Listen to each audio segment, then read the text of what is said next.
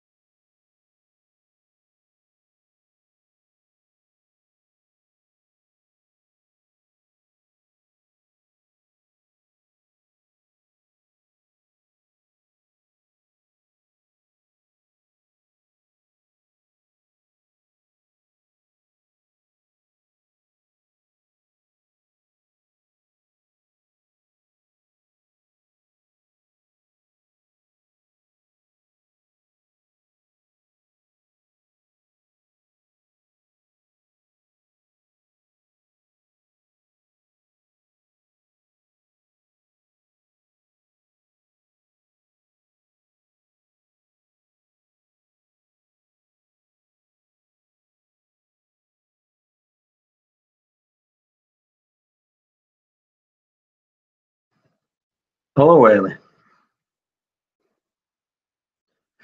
Yeah, been all right weekend.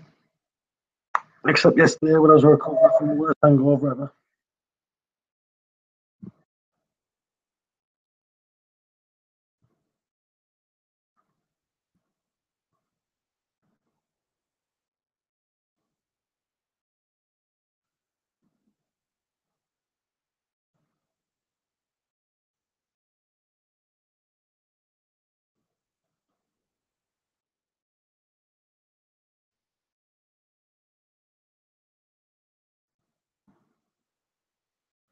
It's very quiet with Reefers today.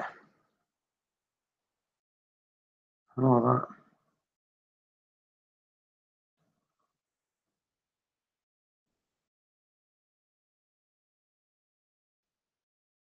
You tell what I've just said. Where is everyone? I've not a clue. See, I went on Recalls. I've been on a few times, but there's just no one talking, no one on the chat. So I thought I'd set one up, and no one's even here. So I don't know. Taking time out with the tempo. What's up, Paul? You're in our courses. How you doing, buddy? Good, good, good. How's that Reef tank? Mint. Mint, huh? Colors coming back since that guy switched your lights up or whatever. Changed the settings. All my things, I changed them. They never changed. The colour never changed with the settings. But now everything's growing like mad. It's actually growing that much. I'm clipping coral because it's touching over coral. I've got millions of little bits on the bottom of my sandbed. Oh yeah, they're trying to fight each other. No, they don't do it. They don't fight each other, but I just don't want them to. You know what I mean? Yeah. Sometimes it can travel quick, like within the night time. Oh yeah, man. Them polyps extend a little bit extra, and then you really got problems. Mm. Well, I had some Montipora growing up the side of an acro. Now Monty wins every time, no matter what it is. The Monty will just win, and it was growing up the side of the acro. Oh yeah. So I cut it off, the Monty, and where I cut it off, like the acro was dead underneath it. But when I cut it, it started spreading up. You know where it was dead? Should have just left the Monty there. Oh, I see. Well, I clipped that off today, so I took the bottom of the base off, snipped the base off it where the Monty was touching, and got rid of it. Yep. Something about those Monties is they just love to try to go underneath it. You know? My Monties grow over everything. I'm constantly. That's going to have to be something that I'm going to have to sort out. It's just growing stupid, that Monty. Which one's better, the Monty or the Acro?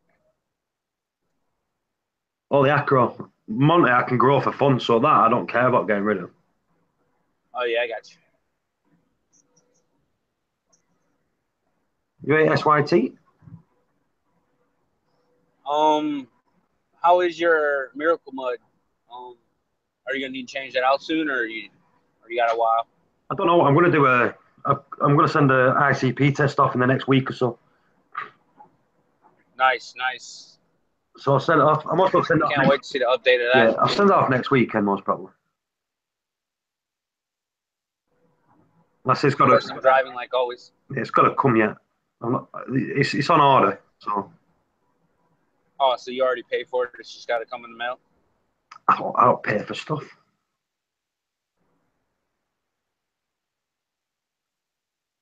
Get it all for free.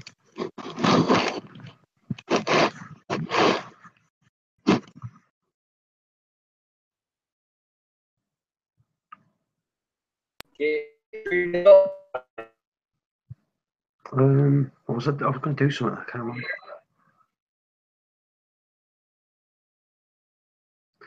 Hello, Esther. Check. You're breaking up there, Narcosis.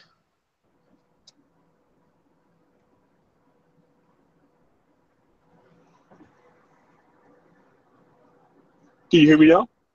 Yep. I said alkalinity check. Spot on. 8.1. And it's been that now for every time I check it, it's 8.1. So I've got it literally spot on. For how long? But now it's been about 3 weeks, hasn't it, since I've not, yes, since I've been on properly. Yes, I'd say about 3 weeks it's been 8.1.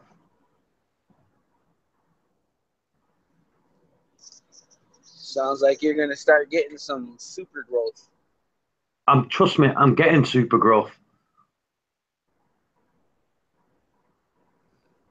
That's what I'm saying. I'm constantly clipping acros, Montes, and all that. I'm clipping them all back constantly. Oh, yeah. Have you bought anything for your tank or went to the fish store or anything like that? Nope, not been to a fish store in about 4 months. 4 months? Yep. Man, you're saving up a lot of money then, huh? What you going to do with all that money you're saving? I don't know. Well, I don't spend anything anyway. I'm one of these now. I just sit back and relax. Oh, yeah. Pretty soon I'll be like that. Yeah. I'm probably going to pick up some corals today. I've got a mate coming, dropping some off. I said, me, I swap with my mates and that, so he'll bring me some special stuff. And usually it's nice stuff. And I just give him clippings of whatever he wants out of mine. Oh, yeah. What is he bringing you? You know? No, it's always a surprise. Oh, yeah. In fact, He's going to bring you over that home record. Well, the last one he brought me was a Rainbow Montipora. Good. He brought me, before that, he brought me Purple Acro. Before that, he bought me 3 different coloured digis. And this way, he always brings me nice stuff. Oh, he brought me some Pac-Man. Pac-Man Zillas or No. Acro or Acro. the Pac-Man Acro?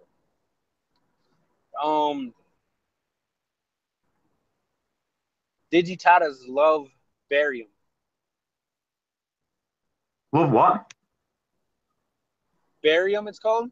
A trace element. Yeah. They love some barium. That's what makes them grow pretty good. I think I've got 4 different types of digi in mine. 4 or 5. 4 or 5 different types of digi, or colour. How is your pink Setosa? I think it's called a Setosa. Yeah, perfect. I've got 2 of them growing. One of them's growing, well, they're both growing really well, actually. It was probably a couple months back. You had one bleaching, right? Did it? It was June when I went away. I went on holiday, didn't I? Came back and it was stripping. And now it's doing good again? But it's weird because I came back. All the strip. I came back, I seen it stripping, so I like blew the baster on it, like blew it all the way. Right? Just checked all my parameters, made sure it was all right. Never really did anything. And it just stopped. It's like when I came home, it stopped. Do you know what I mean? So I don't know if the it was probably like well, I don't know if the father-in-law was feeding too much. You know, I don't know what he was doing. You know what I mean? While I was away, I don't know if he forgot to put the water in and then did it without telling me. You know what I mean? So the salinity went up. I don't know. But I came home, all my parameters were spot probably on. because you closed your windows. Probably because you closed your windows, you lock up the house to leave. Well, yeah, most probably that. I said I came back, it was perfectly like stopped. Ever since, it's never gone any further, and it's growing again really well. And that's one Nice. coral. That's good to hear. That's one coral that doesn't usually stop. Once it starts stripping, you can't save them. Yeah, it just keeps going. Yeah. See, what I always do, me, I get a coral. When it grows to a certain size, I always break a little bit off, and I move it to somewhere else in the tank. So everything that you see in mine, I'll stick my camera on a bit and show you. But like every aquarium you see in mine, there's always a frag somewhere else in my system, just in case. Yeah. You ever cut a frag and then put it somewhere else and it did better than the actual piece you had before? Yeah. Like you got like better colors, it grew better, it grew taller, it grew faster, stuff like that. In fact, yeah. Can you see? Let me see if I can put this one up. Yeah. Come on, mate. I've got a few places, but the tank's on blues and I'm not changing them because I've just cleaned out my tank before, so I've pissed them off a little bit as it is, you know, the fish. So I don't want to turn my lights back on. Yep. I am driving, so I won't be able to see anyways. Do it in a bit.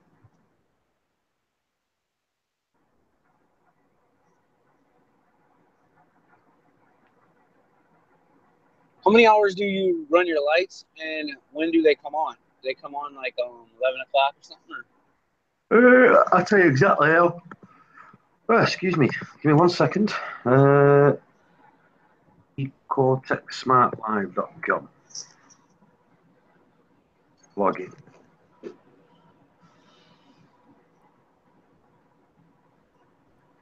So, program. Oh, click the wrong one. 1 sec. So on my calcium reactor, noid valve started malfunctioning. So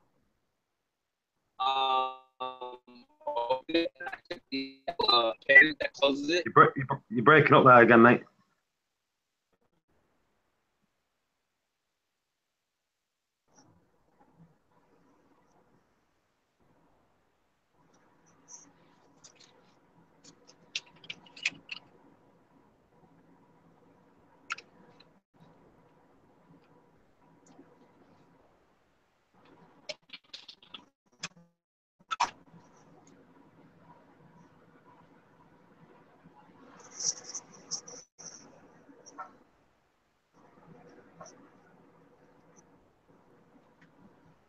Right.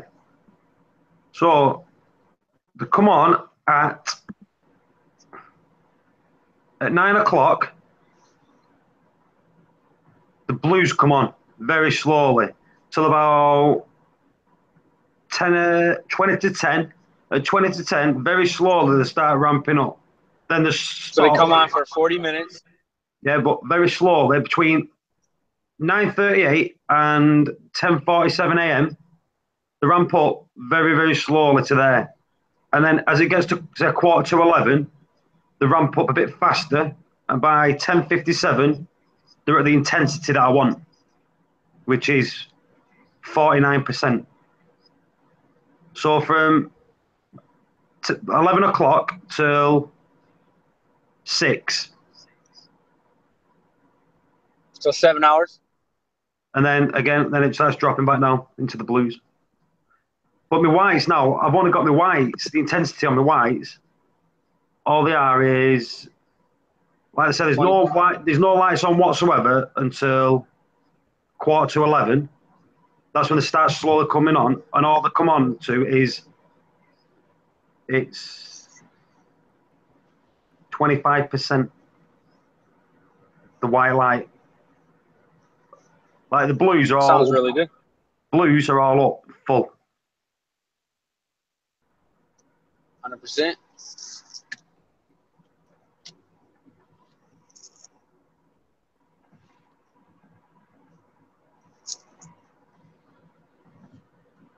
Sounds good, man. Good, good, good, good, good.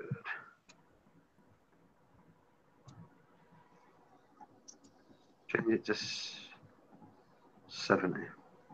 Yeah. See, I've just changed that again now. So, yeah, I've done it. So I've just tuned the white lights down a bit more. I'm going to get my white lights down to about 5%. That's it, maximum. Why? Because you don't need white lights for your corals to look beautiful.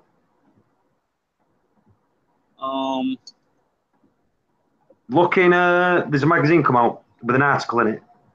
Even that's, give me a second, I'll get it, what it says. Got my mate sending it me. He's been doing it, my mate's been doing it for a while now. You know, putting it into practice. Right, Ultramarine magazine. Okay. There's a big article in there about lighting and coral colours. Using almost blues gives you better colours, and a schedule of 1 hour with white and 1 hour without, on and off for 10 hours gives you the best growth and colours. I could do see if you can send it. And you really believe this?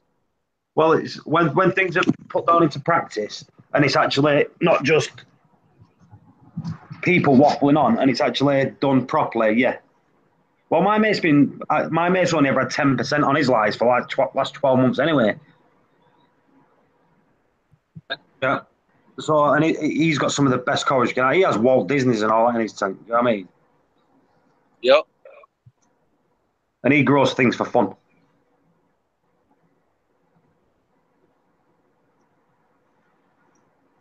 Well, technically, we all grow these for fun. No, I mean, like, he can just put coral in his tank and it'll just grow straight away.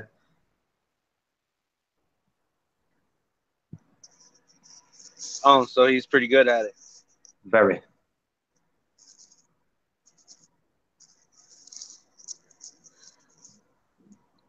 Right, so from 11:45 till 6:20. There you go. So I've changed it now, so it's on less now.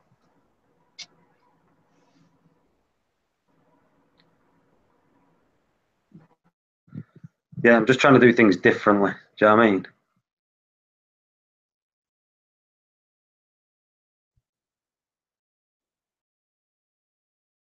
What time is it? Why is my light just gone off on my tank?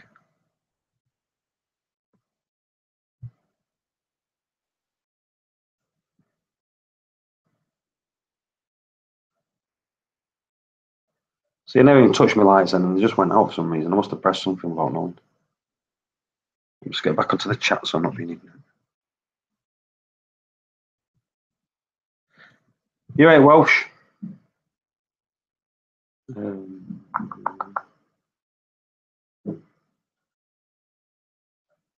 Ecotech, where are you?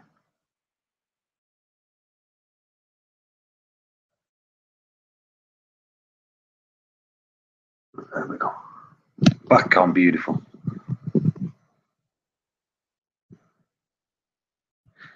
You right, Brett?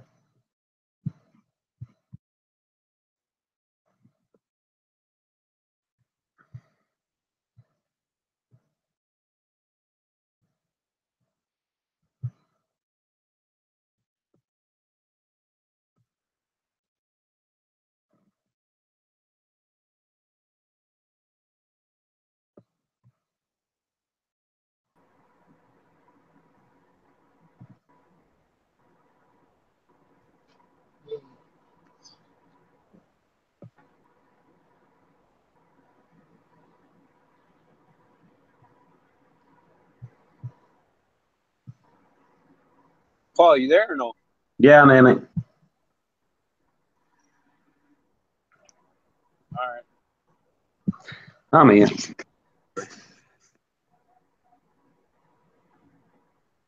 We're just programming these lights. Oh yeah, you're just programming your lights right now. Yeah. So you got me into something now. Well, you know what they say, right? What? You shouldn't change something that's working. Yeah, but there's always better. And there's always worse. It's always good when it. Yeah, I reckon they need changing. Except for worse always outnumbers the better in this hobby. Well, it's always that. Yeah.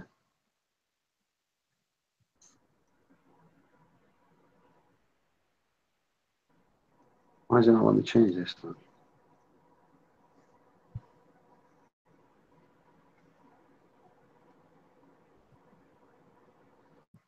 How much more par white light causes than blue? So if you had your white lights on 20%, you had your blues on 20%, how much more par would the white light be giving you? Would it be giving you like double? That I've not a clue. That'd be good for someone with a decent par meter to check out.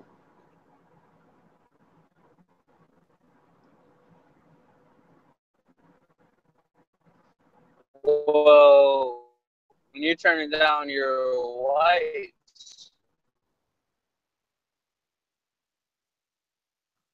Are you there? a lot of your You're breaking up now, courses.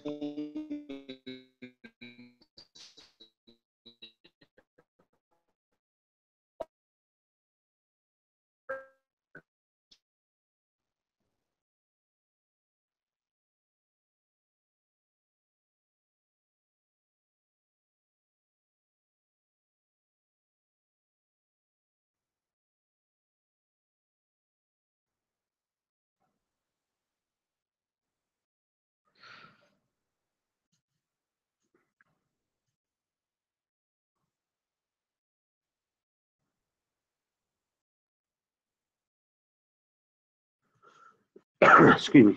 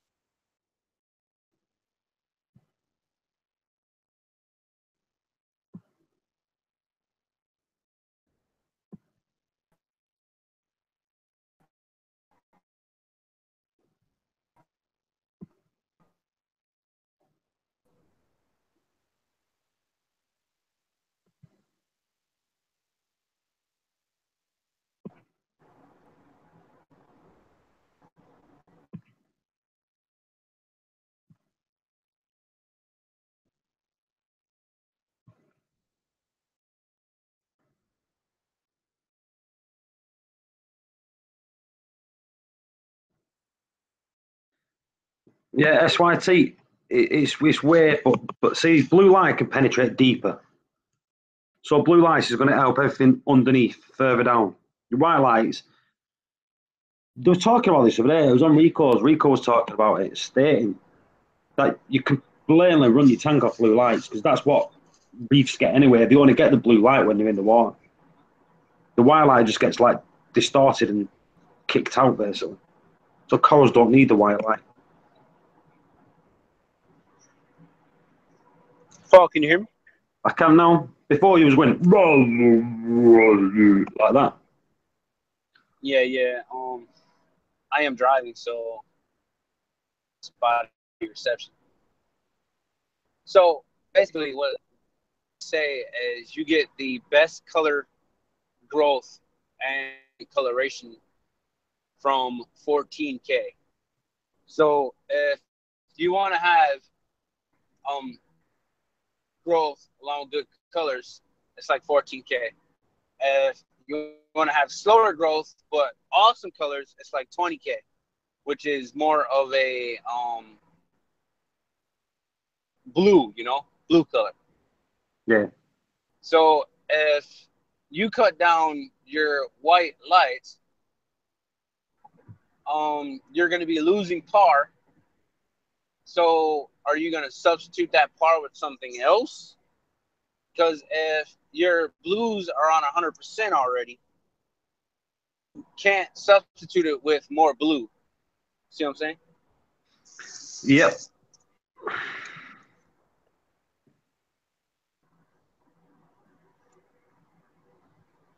Yeah. Substitute it with something else, like No. nutrients or more light, or At the minute, nutrients wise, I'm doing a lot at the minute, but I'm purposely doing it. So like daily, I'm putting like a cube of food in, unwashed. I'm putting Reef roids in, and I'm putting ecosystem products in as well. Okay. That's giving them a lot of energy. Do you know what I mean? Yep, a lot of energy to grow. But like I said, at the minute, it's doing well. But in a way, slowing the growth for me could be a good thing. Do you know what I mean? To get better colour, at the minute, I think I prefer better colours, slower growth. Okay. So Because for me, it saves me clipping them. Do you know, like I'm doing? yeah. Do you think that if the coral is growing faster, that the coral is probably healthier? Well, there's two ways with corals, isn't there? Sometimes they grow faster because they think they need to, because there's a threat, so they try to grow quicker. Or there's the thing where they grow. I don't know. Well, they're obviously doing well because they're growing, because they're getting enough food and nutrients and elements, you know what I mean, to grow. So it means they're definitely doing well. If they never had none of that stuff, they won't grow, would they? Yeah. But I seem a bit, at the minute, I think I'm a bit fed up, with it. Fed up with trimming them and cutting it back? I'm all fed up with the look of it. Do you know what I mean? But really, I think I need a reshuffle.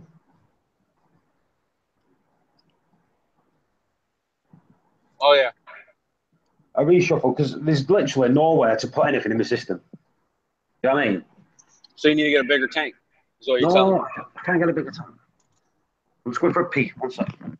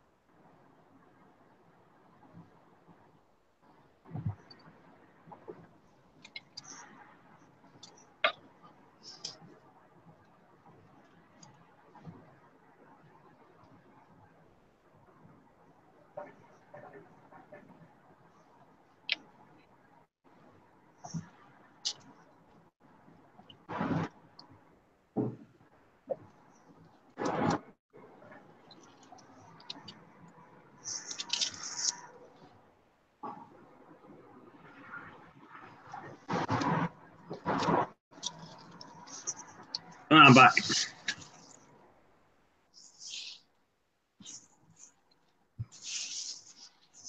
So you want to rescape your tank? Yeah, I think I do. Are you thinking about starting it all over, or No. trying to rescape what you have? Rescape. I'll rescape what I have, ish. because I'm going to get rid of a massive piece of rock with all the air cans on. That'll be coming out. I'll be getting rid of the milker coral, which is massive, and I'll be getting rid What is of it? A milky coral? milker. What is that?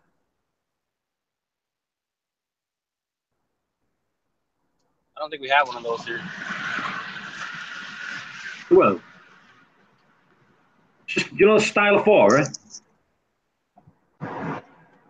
Yeah, Stylophora. the one that's purple.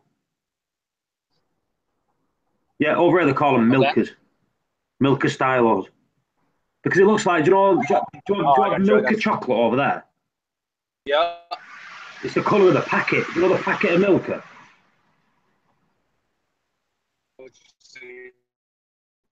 Kind of. Yeah, it's like if you Google milker Stylophora, you'll see it there.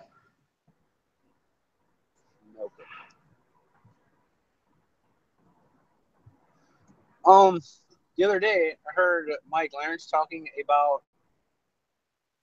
erectus coral or something like that. What is that? A what coral? Some kind of coral that he said that he doesn't like.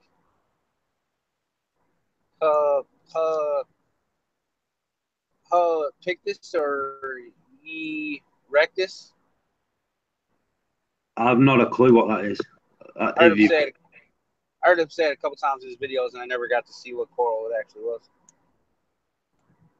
Post the photo. I don't know that coral. Which one? The Stylophora?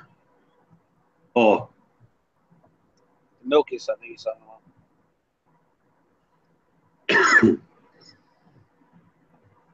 Let me just get it up 1 second. I'll get it on Google. Google. Right. So, share screen. Right. Sharing the screen now. Just that's your Stylophora. I don't know what the rectus is. I've never heard of it. Well, that's the purple milker Stylophora. Where in the world is Nick Chan? Who said that? I said that. See, that's I'm looking for him. Yeah, that's milker people. I was talking to him the other day. Yeah, what did he say? He's all right. His tank's doing well and all that. He's got some nice fish and corals in there.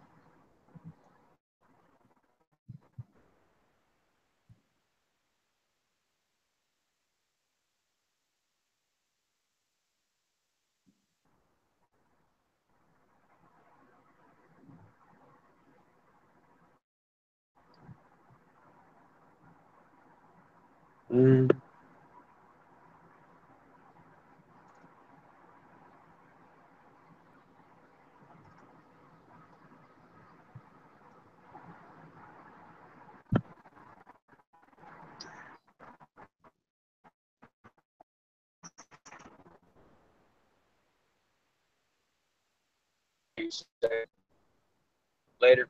You have to what? Do a water change, like 30-gallon water change. Don't do water changes.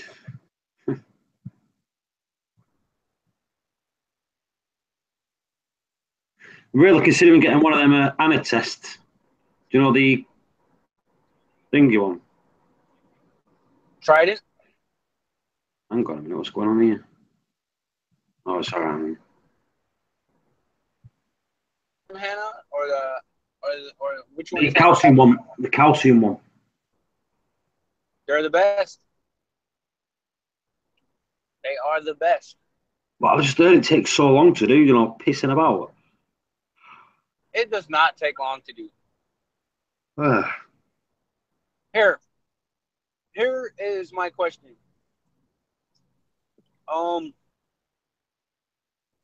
Which one takes longer? You to do the calcium test, or you to try to figure out how to fix your tank because your calcium is going too low. Yeah, but I use a red sea test and I can do that in 2 minutes. Yeah, but the red C test doesn't show you a actual number, color, which is Well, this is why I want to do it. Range of. Yeah. Well, this is why I want to do it. Exactly the same as the reason that Record has done it. His calcium test come back from the ICP at 500 and something. Mine came back at 500 and something. Yeah, I'm doing my test, it's reading at 400 and something. He's doing his test, it's reading at 400 and something. He did a calcium test and it read at 500 and something. You know what I mean?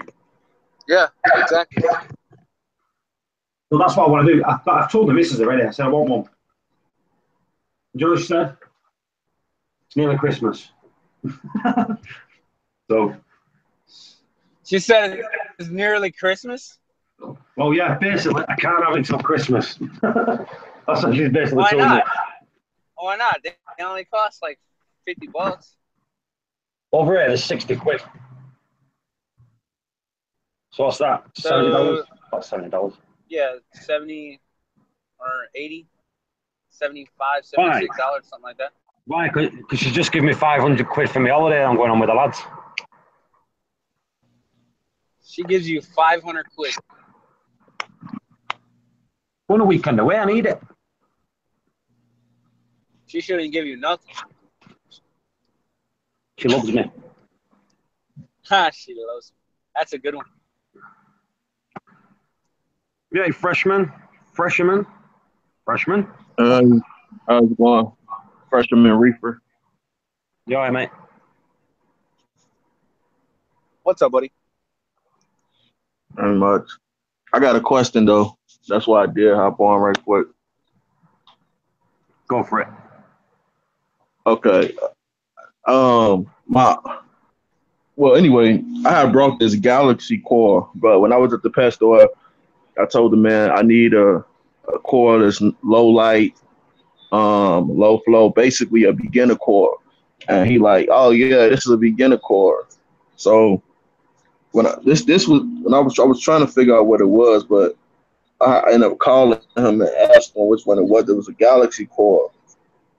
I opened up since the day I brought it. Like this had been retracted all the way in since the day I brought it, and that was like almost like a week or two ago. So at night, does the polyps come out and like swing around like 5 inches long? No, it don't. You see how much it's retracted? You couldn't even tell because when I was up on Mad Dog channel and I was asking everybody, do they know what it is? Nobody. You can't even tell it's a Galaxy right now. No, the polyps don't come out. It's not really a polyp. It's the ones. It's one of the Galaxy that got like the individual like long stringy polyps.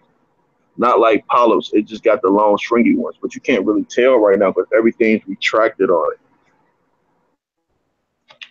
Yeah, the stringy ones are the feeding tentacles. They have massive feeding tentacles. Yeah. Like 5-inch feeder tentacles is what they got. That's what I was saying. Like these. Can't put anything there. It don't even open up. Like when I promise you, when I got it, before I brought it, it was like way like fully out. And my thing is, I know the water's good because I'm using the water, in the jug, the ocean one. But I think it's just the LED. I think it might be the light because it's just like a cheap kind of LED, so to speak. You think it might be the light? Maybe too much light. Maybe. When I went to the website, they said it had light, so I'm assuming it got to be the light. Yeah. Maybe too much light from the LEDs, or maybe flow. I think it's too less light though, because I promise you, since I had this, I done moved it over down here in the corner, back there, everywhere, and it for like days, and it still haven't like came out. So I think it's just, I was just trying to see, was it a situation that this not just being a good light to the fact that it's coming out, just to the fact that it is like a. Well, I was going to say, a person of that size tank, with that coral, you're not going to be able to put anything within 5-6 inches of it. It'll just kill it. Yeah, and that's the crazy part. Like, when I went to the pet store and I asked them about the coral, it was like I kind of got a bad coral from the beginning because it's not really a beginner coral. It's not a low light coral, and the simple fact that it'll mess up anything that's close to it in a small tank like that. So I didn't find out about that until I did my own research on it. So. Something that I would do is I would take it back and tell them, hey, this guy right there, the coral I should buy. I am a new reefer. I would like my money back because he. Yeah, but the thing is with them, that the galaxy coral, it takes most of its energy from food, and the light's strong letting aquariums. But most of the energy from them corals comes from food. So you physically need to feed it. Yeah, I tried feeding it, but it's just right. My question was, I was just wondering, do you think it's basically kind of the light though? Is it a possibility that not having good light on your tank will keep the corals from coming out, period? Because this haven't came out, period. Like, well, yeah, the light's strongly lit aquariums, so that the light needs to be powerful for it. Okay, that's what I was wondering. That's all. Yeah, but I probably end up having to get rid of it anyway because, like you said about the tentacles, I actually watched a lot of videos on it, and them things is like 6 to 7 inches long. Yeah, they sweep. Oh yeah. I say it'll kill anything that it touches because they've got strong stings on them. But I seen another video that kind of said if you keep medium, like low flow and keep it well fed, the tentacles won't come out as much to look for food. But keeping it well fed. Yeah, I can't see that. They'll come out. Most definitely, it's a risk, you know what I'm saying? Especially with small tank. I feed most of my corals, and their tentacles are out 100% of the time, from day to night to day to night.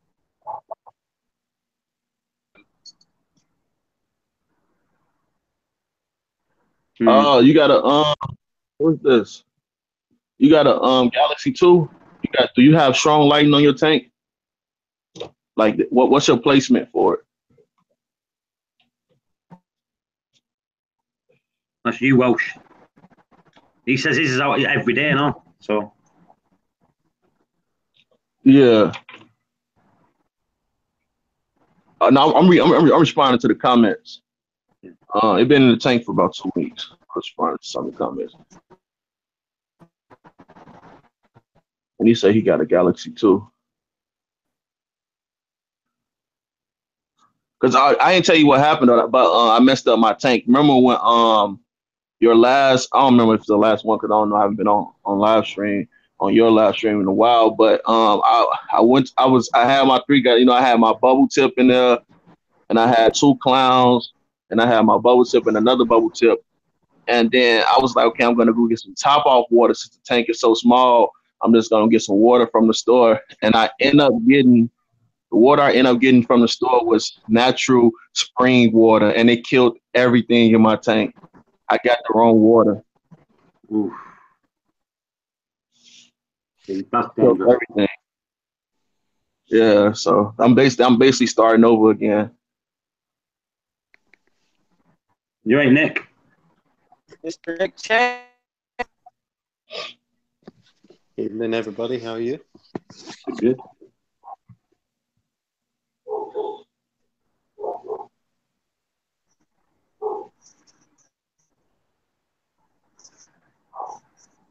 Okay.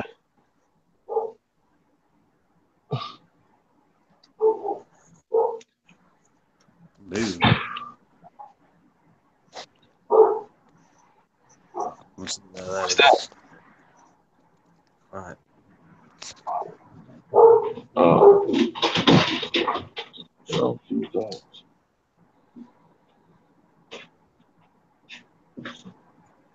I've got to sort this out. 1 second.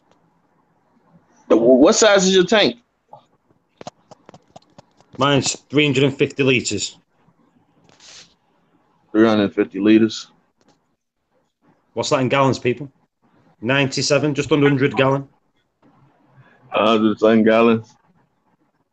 100. Just under 100, just under 100 gallons it is. It's the Reefer 350.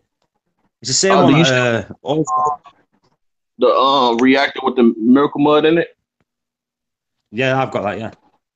How that going? Good. I say it's doing the trick. Everything's booming all of the time. I added all of it, but I did a whole water change. Like, too much, basically. So, when you say that you are using natural seawater, No, like Petco, and you're like buying that box, or yeah, I'm going to my local pet store and get the box. Since it's a smaller tank, I'm just trying to eliminate as many problems as possible. So it's only like $20, and having that little issue where I brought the wrong water and killed everything is just something I want to do now.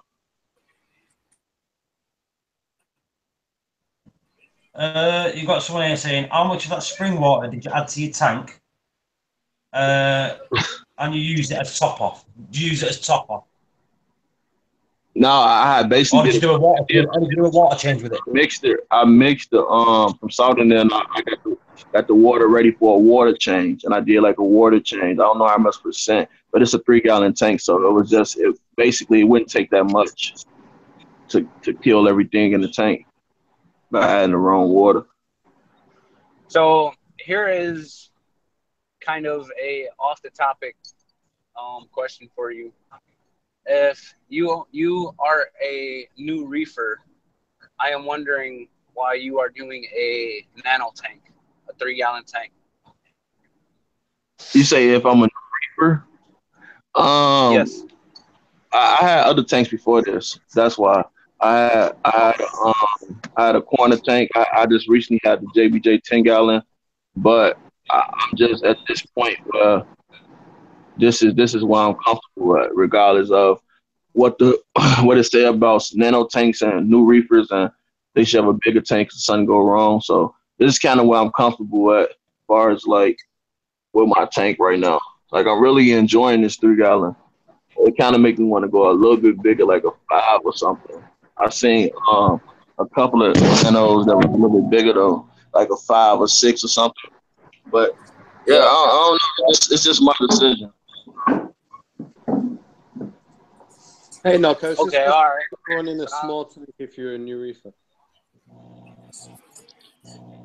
Huh?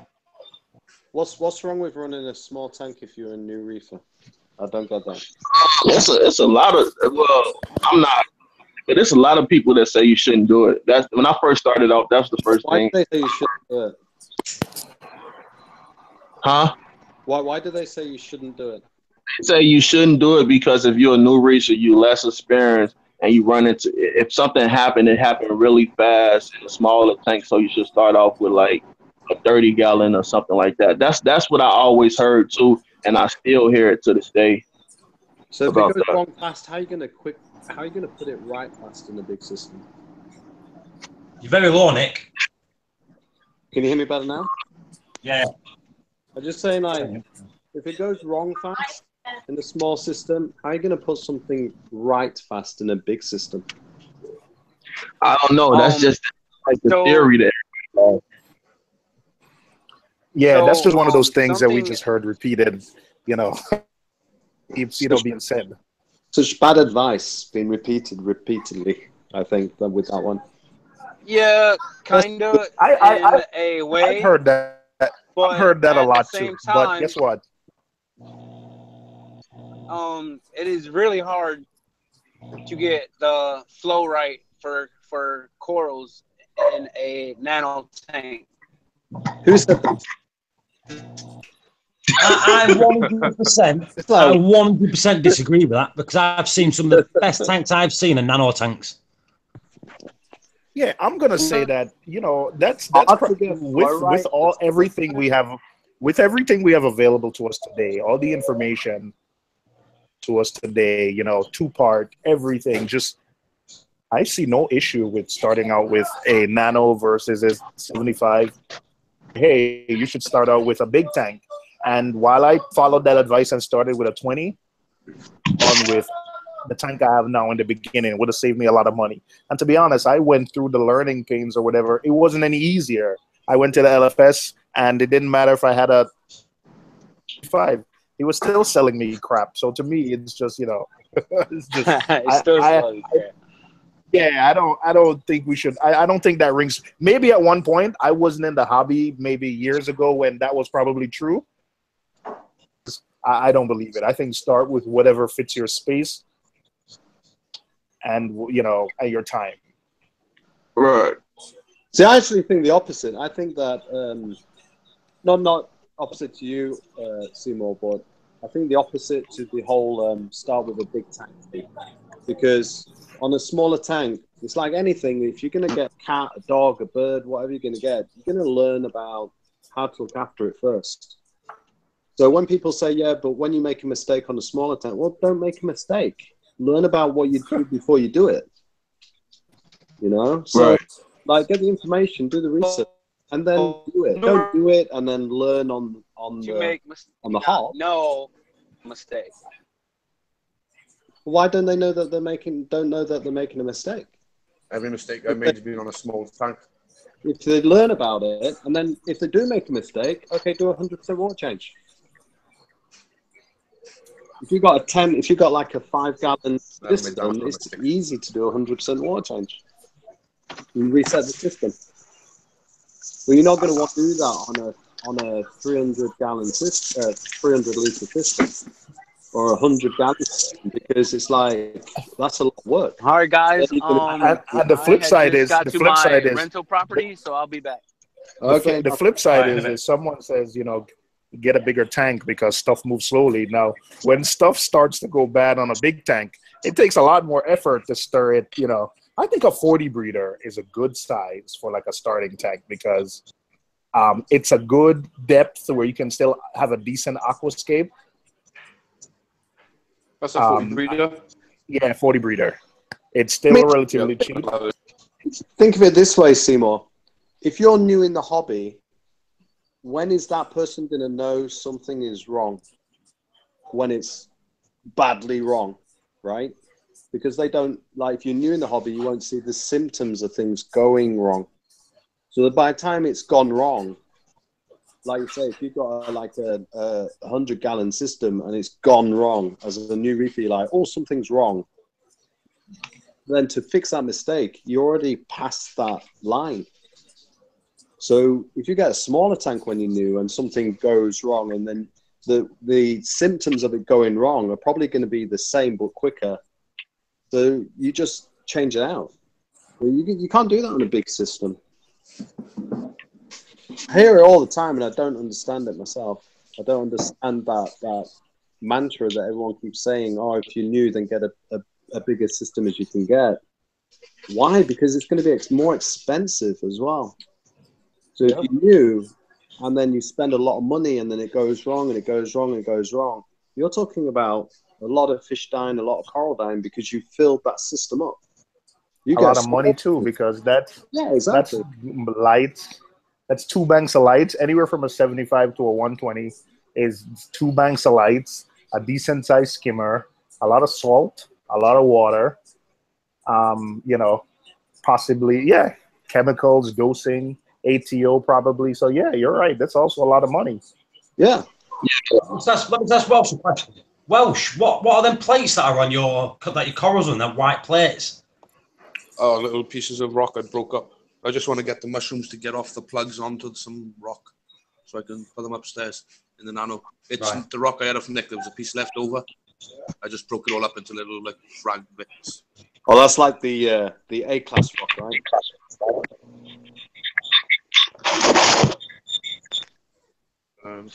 Those at the back there, they were just rock I had from the tropical. Don't you get? I give it first in salt water, and it seems to be fine.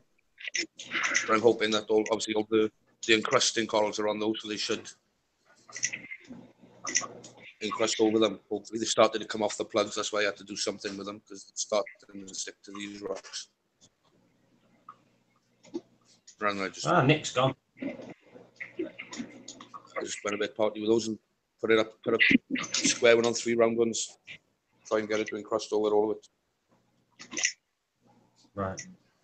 Well, she's trying to make money. Well, that's where my Galaxy is, right at the top. It's getting the most flow, most light. But it's not close to anything either, because the sweeper is about 8 inches long when it comes out. And this Galaxy here I found upside down on top of that fire and ice colony there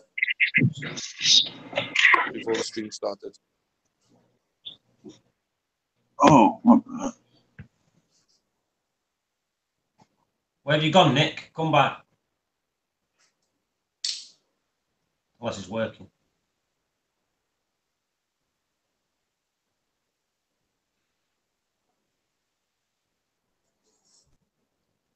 Looks completely different on the blues. When you've got it on the whites, it just looks like a frog spawn. Not a frog spawn. A torch. When you've got it on the blues, it's completely different. It looks a completely different coral. Nicholas. Yeah, I had to take one of my chromis out because, if you notice, the torch is missing from there. He was nipping, well, he was eating the torch. I lost a few fluorescents. So I took that out, put it in the nano tank, and he straight away started eating my dunk gun. So I just caught him and took him back to the shop. So I got 5 chromis in there now, not 6. But I never heard of a chromis eating coral.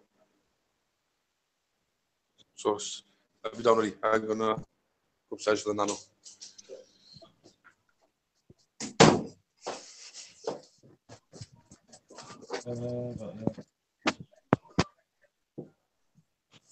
Oh yeah, Brett is Brett from Florida? Yeah, the good thing about this tank is that I got one big chunk of live rock. The water that I'm using is the ocean water that got everything all up in there and stuff like that. And I got on this tank, I did no sand bed just to cut out the smaller issues that could be boarded. And I just never had success with sand anyway. So that's why I kind of like this setup too, because everything is kind of it's just easy going as far as the natural rock, filter the water too. I just got a protein skim and a power head on there. That's all I got up on there.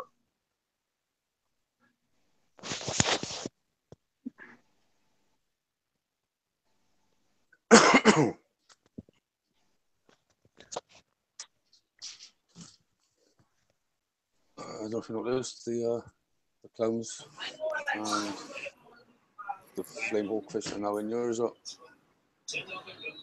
They made it through a QT.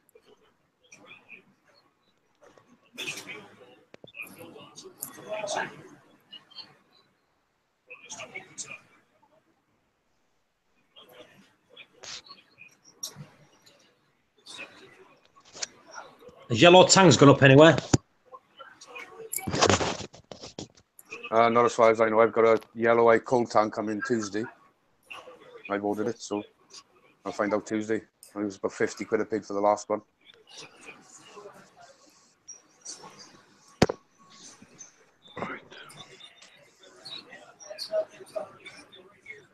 You there, Seymour?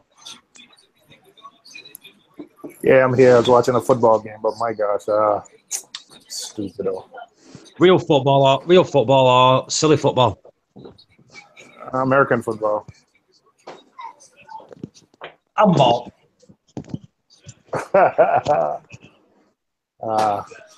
Let's talk about Seymour's football team. Seymour. No, my team's football team. No, man. Let me tell you something.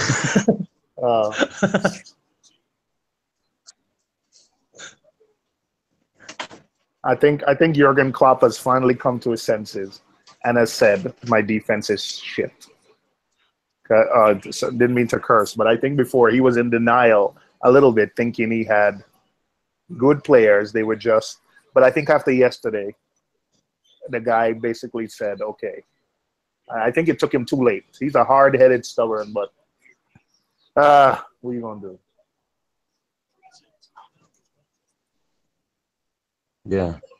That's another 4-0 for us. Get in. Third another season. Yeah, we got like 4 road games the next week. We got Leicester twice on the road. We got Leicester Wednesday in the League Cup, then Leicester Saturday in the league, and then another away game that we have. Premier League, aren't you? Yeah, we got them back to back, like 3 days apart, League Cup and Premier League, and then I think we have another away game. Then we have Man U at home. Yeah, baby. Yeah, we'll have Mane back.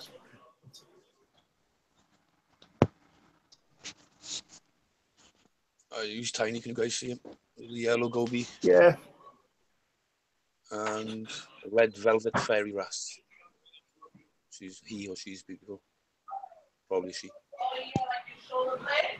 Anyway.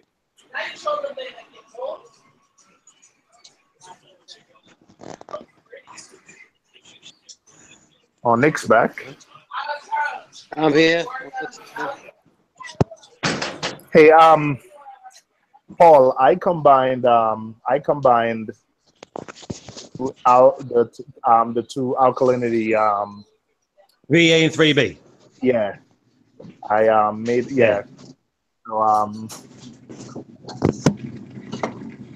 it's been dosing it the last couple of days. So a lot of people I know doing it all like that. Personally, I think it's miles better doing it that way because you can literally keep your eye on what alk you're actually putting in. Do you know what I mean? Instead of doing 2 separate bottles. Yeah, I got to go chisel out all my Montipora and stuff that died. Why leave it? Some pruning. No, wait, I'm going to prune it out. I haven't. It stayed there. Yeah, but why take it out? Leave it. It'll just cover up. Like when mine dies, I'll leave it. It covers up. It covers up with coralline algae and all that. It just looks like normal rock. No, just looks nice. It's a gigantic. It's a gigantic colony. Yeah, it'll look nice. The thing is, when that covers up and starts getting coralline algae on it, you can put coral frags on top of it as a little display. I'll think about that. I'd do that. Maybe I'll put another encrusting Montipora on it.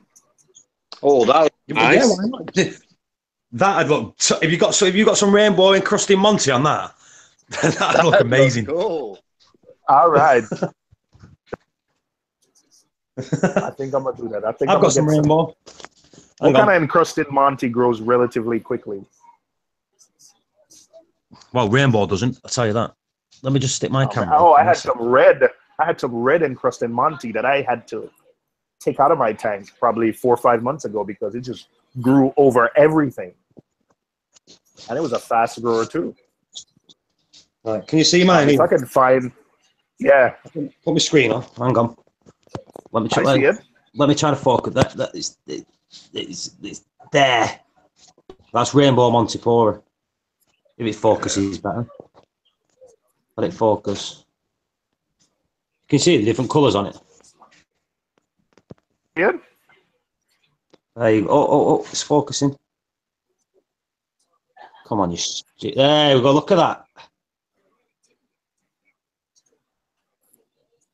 Rainbow Montipora. Beautiful. Yeah. I've been snipping. Every day I snip.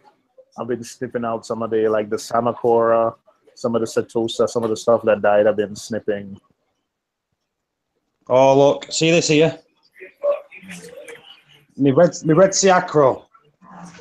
The Monty was growing over it. So I chopped it off where the Monty was growing, and it was stripping the end of this.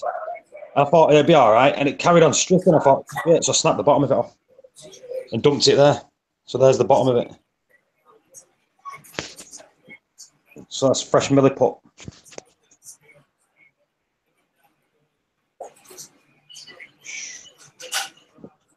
That's a beautiful Montipora. Yeah, I like that one. Yeah, but I don't like that one. Look at that. It's just going everywhere. Oh, that's the one I took that out, bro. That's the one I took out the whole rock that was on. That covers anything it touches. Everything it touches. Yeah. Well, look, it's growing over everything. Look. Man, listen, and then I tried before to pick it out, and if you leave a little piece, it stays in. So I had to rescape. You mean like that? And I took out the entire Oh, that little piece smaller than that. Oh, that little piece there. Oh, man. Oh, that little piece at the back. It grows everywhere. I had to take out the entire rock that it was on and chisel, like took a saw and cut off the entire rock it was on. Took this is what I'm going to be doing. I'm going to be moving all this. This is going. So all that'll go. I'm selling that. I'll be moving them. And this will be getting moved. I'll be taking that off, putting that somewhere, but trying to get rid of all this Monty from up here. What's your lighting schedule like? Well, that's the thing we were saying before. At the minute, it's on. I've got the blues, UV. The UV and the blues are up to 100%. I do them at 100%. I do the light is down at. In fact, I've just changed it to 40%. So it's at 40% the whites. The reds and green is on at 5%. And it starts at 10 o'clock in the morning. Just run the. By about. You don't just run the EcoSmart AB. No. Mine's tuned to what I want it. How many hours a day is your light on? Well, it's on. In fact, I'll share my schedule here. I'll put my schedule up on the screen. I'll share my screen 1 minute. Look at that. How confusing is that? Ooh, look at that. Ooh. Whoa. Psychedelic. Right, 1 minute. I'll share my screen. Let me just get up. So. Oh, somebody said borrow Mad Dog's Gobi. Oh, man.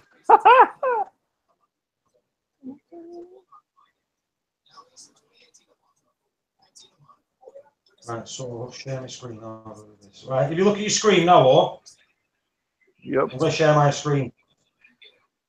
So I need to share that, and that. Share. Right, ready? See that? Yep. What the heck? Hey, can you save that and email it to me, Paul? Yeah. What the heck? What the heck? What the What the heck is that? Well, look, Dude. It ramps up. Right, so we've got the blues on full before it ramps up. Nothing else is on, you see? So as it starts to ramp up, it goes to there. Then we get to here. Right, still nothing. We get to 20 past 11. Look, 20% on the whites. 7% on the blues. You see? On the colours. Then we go to the full schedule. Look, these drop to 5, 5 and 40. That's it, through the day. So from 11:30 till, 12 minutes past 6, that's what you get. And then it starts dropping down again. So look, to nothing, so you got no whites or greens. If anything, my mate's got these on 1%. You know the greens and reds, and he's got an amazing coral. Hey, can you I'm gonna post my email address in the chat. Can you export that and send it to me, please? Yeah. Just right there, schedule options. Yeah, export schedule. That's hilarious. That's an interesting schedule. Hey, look at the corals. They don't lie, do they?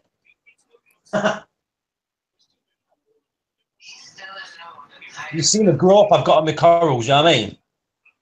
It works perfect.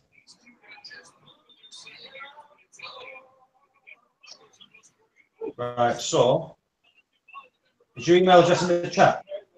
Yep, I put in the chat.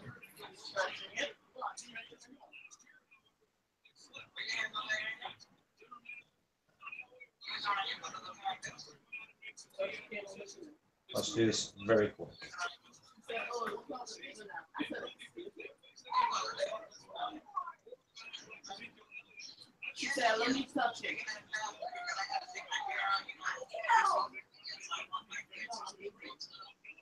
I'm not sharing my email address, am I? Have I stopped sharing yet? Right. You stop sharing your email? No, I still thought I was sharing, then I was signing into all my stuff. New to paste.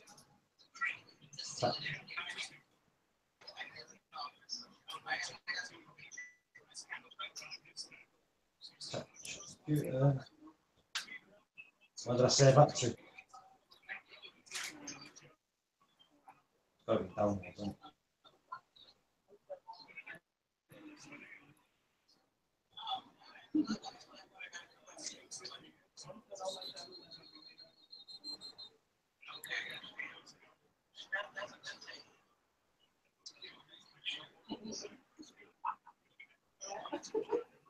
Right, you should get it now. Oh, error sending.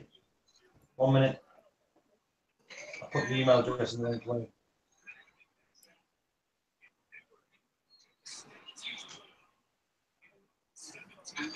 Right, send. You should have it now. All right. Takes a while to get from there to here, you know? No, it doesn't. Across the Atlantic, you know? It takes a while, man. It takes 3 seconds. It takes 3 seconds. You've got mate. it. Check.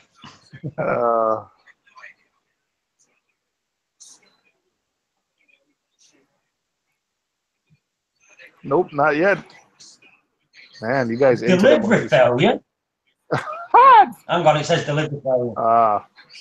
Hang on, it said delivery failure. Did you put Why the is email that? address incorrect? Put the, yeah, OSEYMOUR@gmail.com. Yep. So I did it right.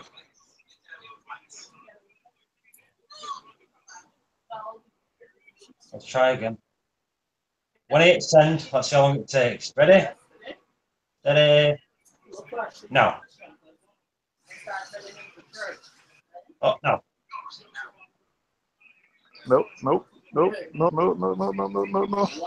Maybe he's going across. failed again. Why is it failing?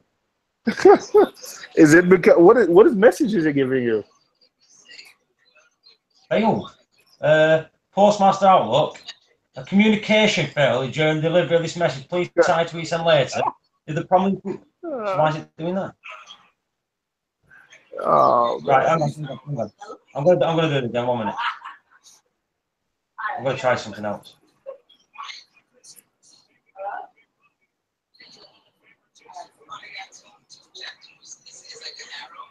I'm gonna try a different email. You know, I want a different one of my email addresses.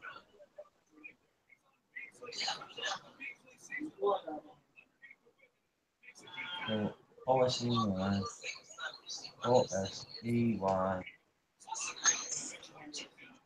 MOUR@gmail.com.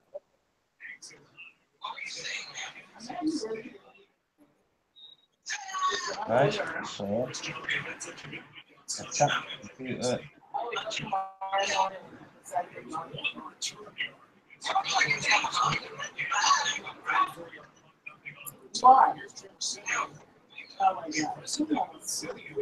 Right, ready, steady, go.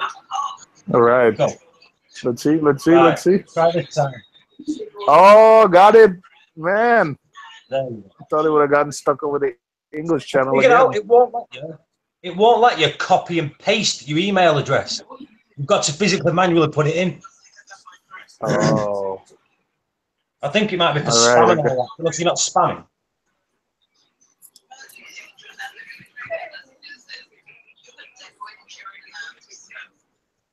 Oh, Dr. Wells, you using one of the Mars Aquas? Yeah, that video from BRS was interesting about the black box LEDs.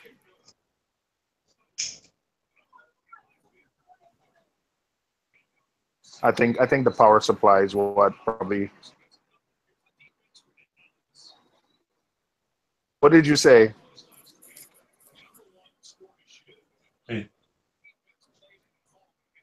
Yeah, BRS made a good video about black box LEDs.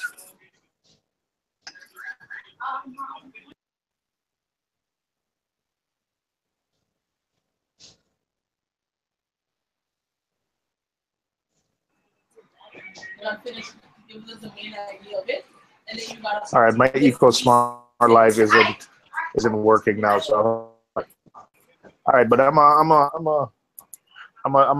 going. I don't know. I might modify your schedule a little bit and try it.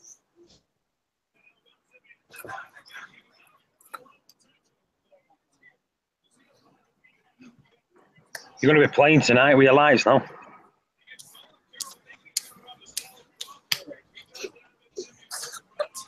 Hey Dave, what did you say? I'm in the chat. Dave, what did you say about the black box LEDs? What comment did you leave on the BRS video on Reef to Reef?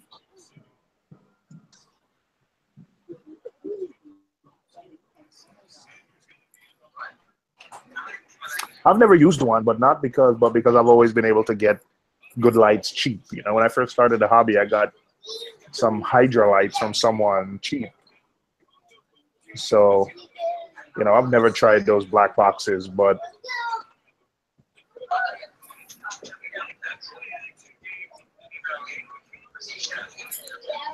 yeah, I just never tried them.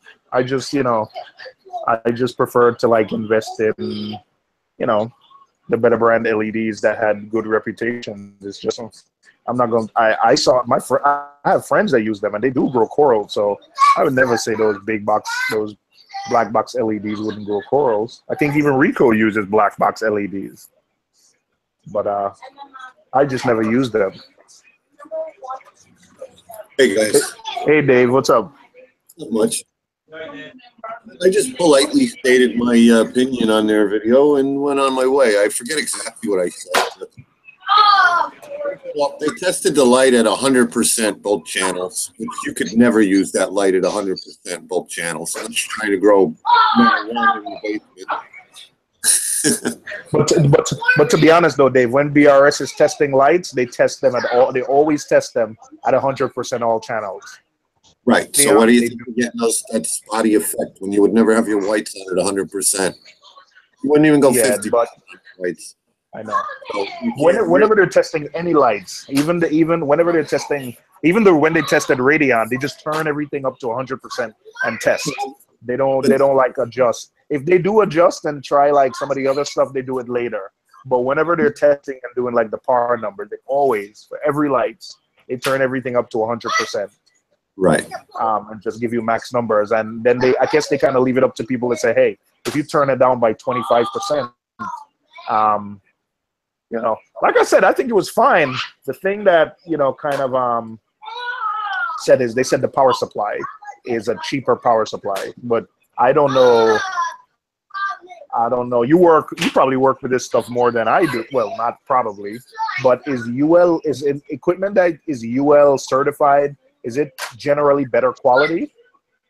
Yeah, well, you have to pay for the UL certification, but in China, they copy things, and what they copy is UL certified, but they don't get the stamp on it because it's of it. So to say it's not UL, to say it causes fires, I'm not saying they'll never catch fire, but I think it's a little biased. Calling the heat sink a license plate is bullshit. Because if you've ever tried to unsolder an LED from that license plate, you'll find out that it's a very good heat sink. You can't melt the solder. So, you know, and if it wasn't a good heat sink, LEDs that got too hot and they turned brown. So, yeah, you know, it was going to be a controversial video, but I understand it's not as good as an $800 light. I get it. That's why I didn't buy an $800 light. I ain't got $800 for a light. So I just thought it was a little biased. They weren't testing the light, but they use it. So those parts. Yeah. I hear you. I kind of knew it was going to be when I saw the video title. I figured, oh man. To be honest, if you're on like Reef to Reef or like Reef Central, even something like Kessel versus Radeon is like a hot topic. So I would imagine, like, yeah. So I'm just in BRS's defense, not for the whole thing, but in terms of testing the light at 100%, they always do. They test every light at 100%. I got you. So it's really not a good when they're doing PAR and spectrum. That's really not close to what you're going to be getting anyway. How do you know if you turn the white channel down to 50%? You may get more on the blue channel power-wise inside the unit. Yeah, you know. I think what the guy from BRS says is, I think what Ryan said, I think in one of the videos, don't quote me on this, but I think he said if you start turning stuff down, you know, then it's like they're going to be testing everything. No, you can't Kessel at 50% blue and compare it to 50% because it's not 50% of one isn't 50% of the other. You know. Well, yeah, and also Kessel, you can only go from blue. Yeah, Kessel's a weird light to test also because remember Kessel does this automatic mixing itself. So you go even when you have like, I think the way Kessel does it is even when you have all white, when you're seeing all white, Kessel is doing its own mixing where it's mixing in some blue. So it's not all blue or all white. So you're right. Like it is what it is. Listen, like I said, I've seen some nice tanks with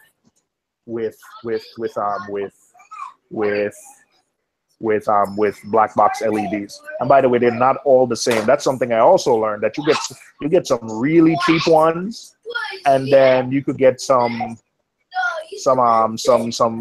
better ones. And also they also change from year to year because I'm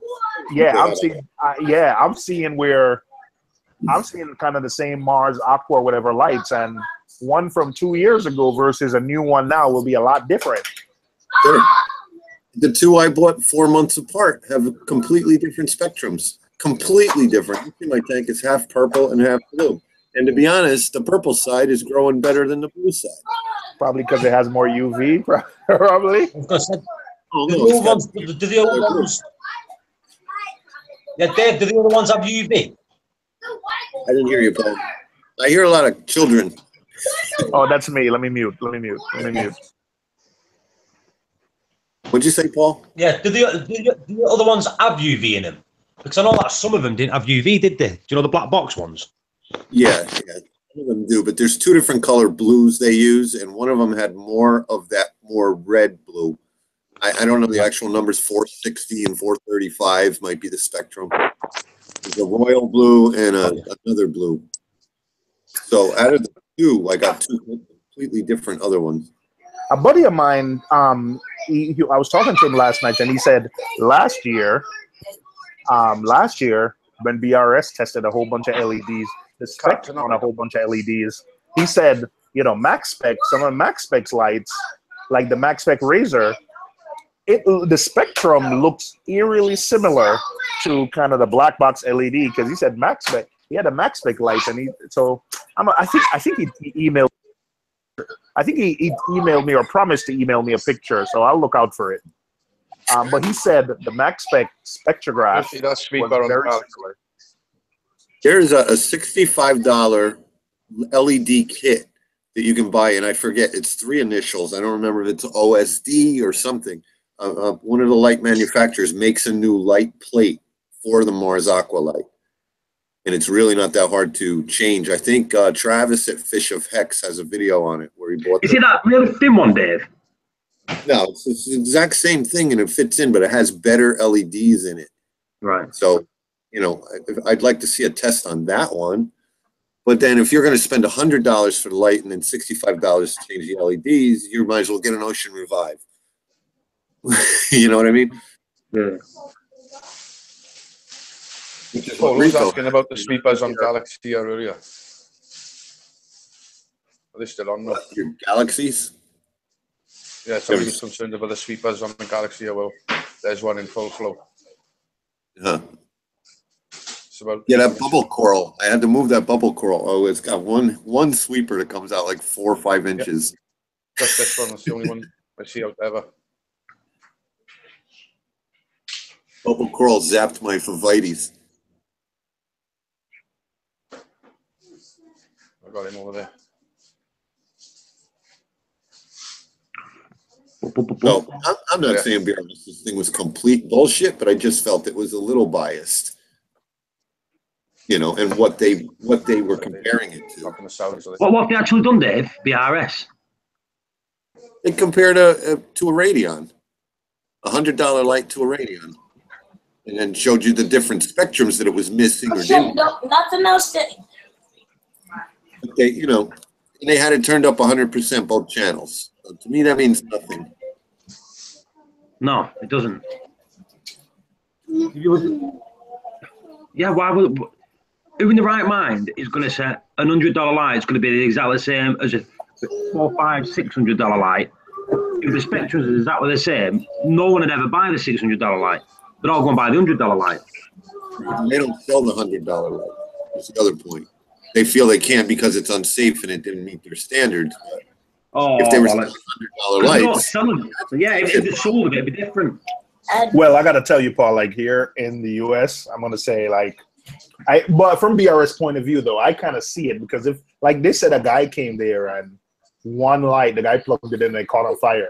And you know how lawsuits just fly left and right here. So if someone bought the light and it caught fire, you're in for like a huge crap ton of liability. So I can understand from BRS's point of view why they wouldn't want to sell the light if they feel like it's not safe or UL certified at least. I'm pretty sure if it got the UL certification. I'm not saying they should sell them, but they should keep out of the business. If they're not selling them, they shouldn't even be putting a video out. You know what I mean? Because they're just BRS. They're just bulk reef supply. They're not like the Bible of reef keeping. If you take the R route, it's BS. No, you know what I mean? They're a shop. They're a shop that make videos. That's all they are. That stuff.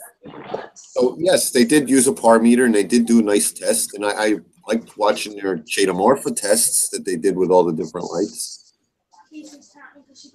But I don't know. I was growing Chaetomorpha with a compact fluorescent bulb and a shop light. So yeah, well, they also said that too. They also tested the shop lights with the they tested all of that. I don't know. I could see it from both sides though. I'm not gonna blame BRS for I think it was biased, and I think they kind of threw it under the bus a little more than they had to. That was my opinion. Yeah, I agree because I got two of them. Then I got gifted two of them, and I set one of them up in the bedroom over the Nano, and it's got me a bit paranoid now. Well, Doc, you can go buy 2 UL listed 12-volt power supplies off of eBay for about $9 each and swap them out if you wanted to. There's one for each side. It's probably like a 6-watt or a 5-watt 12-volt DC power supply. Yeah, well, I had to buy new leads for them anyway, so they brand new from the plug to the actual to the light kettle plug fitting. All of them are brand new because they didn't come with any, so I had to go and buy new ones of those. Oh, so they're just PC plugs here. I don't know if it's the same thing there. Yeah, pretty much. Yeah, kettle plug, kettle fitting, 3 like a big fat fitting, 3 prongs on it. Just whatever you got in the back of like a tower computer or some old. Yeah, that's it. Basically that. Yeah, so it's got brand new ones of those anyway. Right. But still, if he said somebody's actually seen one go up in flames, I'm thinking, well, I hope that don't happen when I'm sleeping. Right. I don't know. I'm not saying it won't happen, and I'm not saying it's a great light. I'm just I'll let you know. Just stating my opinion on their review. I thought it was biased. That's all. I'm just watching it, so I'm still here. Yeah. If I make an update from the Burns unit, they catch fire.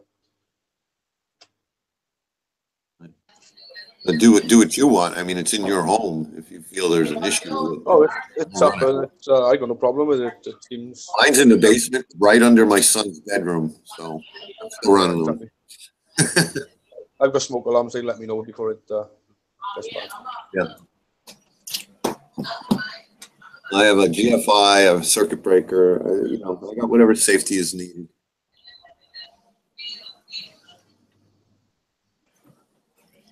Scurvy, they just gave the data and stated the facts as far as I saw. Right around BRS stated the facts. Have they caught fire? Yes. Do they crank up par? Yes. I still think they gave a real review. Right. Has the Radeon ever caught fire? I don't know, but I know who I can sue though. Boom. Right. I got you. No, it's a joke, but listen, as somebody who used to somebody who used to own a business like you, that's kind of stuff that the bigger you get, the more you have to. Sometimes you see companies, you see companies being a-holes for certain things, but you know, sometimes, you know, you got to understand that, you know, you're at, you know, I work for a company, and because we have another division that I'm like way on one little tiny side of the company, but because we're connected to a bank somewhere, I have these huge things I have to do, even though I don't touch people's financial info in my job. And the company said, yeah, well, you know, this one time 15 years ago something happened, so we just have to make sure we're liably covered, you know. So I can see sometimes, you know, somebody just, you know, covering. I can see, yeah. I got you. Probably, you know, to be honest, even Jake, I was watching Jake's, I think Jake was on Reef Dude's live stream once answering questions. And I think from what Jake said, he said a lot of these lights all use basically pre-LEDs. It's just the lenses, the reflectors, and the power supplies are a lot different.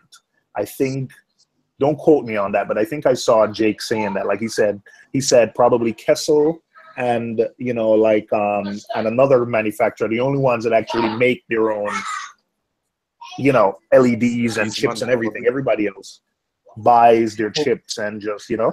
Same thing with, you know, the cameras I put in for surveillance. They all have Sony chips in them. They're all made in China or wherever, you know, but it's always a Sony chip when you look at the circuit board on the camera. Yeah. And I will say this on my black box, if I put my hand under it, and I know it's not a par meter, but I can feel radiant heat on my hand. There is definitely a hot spot in the middle of that light compared to the two sides of that light. If you're moving your hand under the light, when your hand is directly in the middle of the light, it is hotter than the rest of the light. So, you know, so is there a hot spot in the middle? Probably.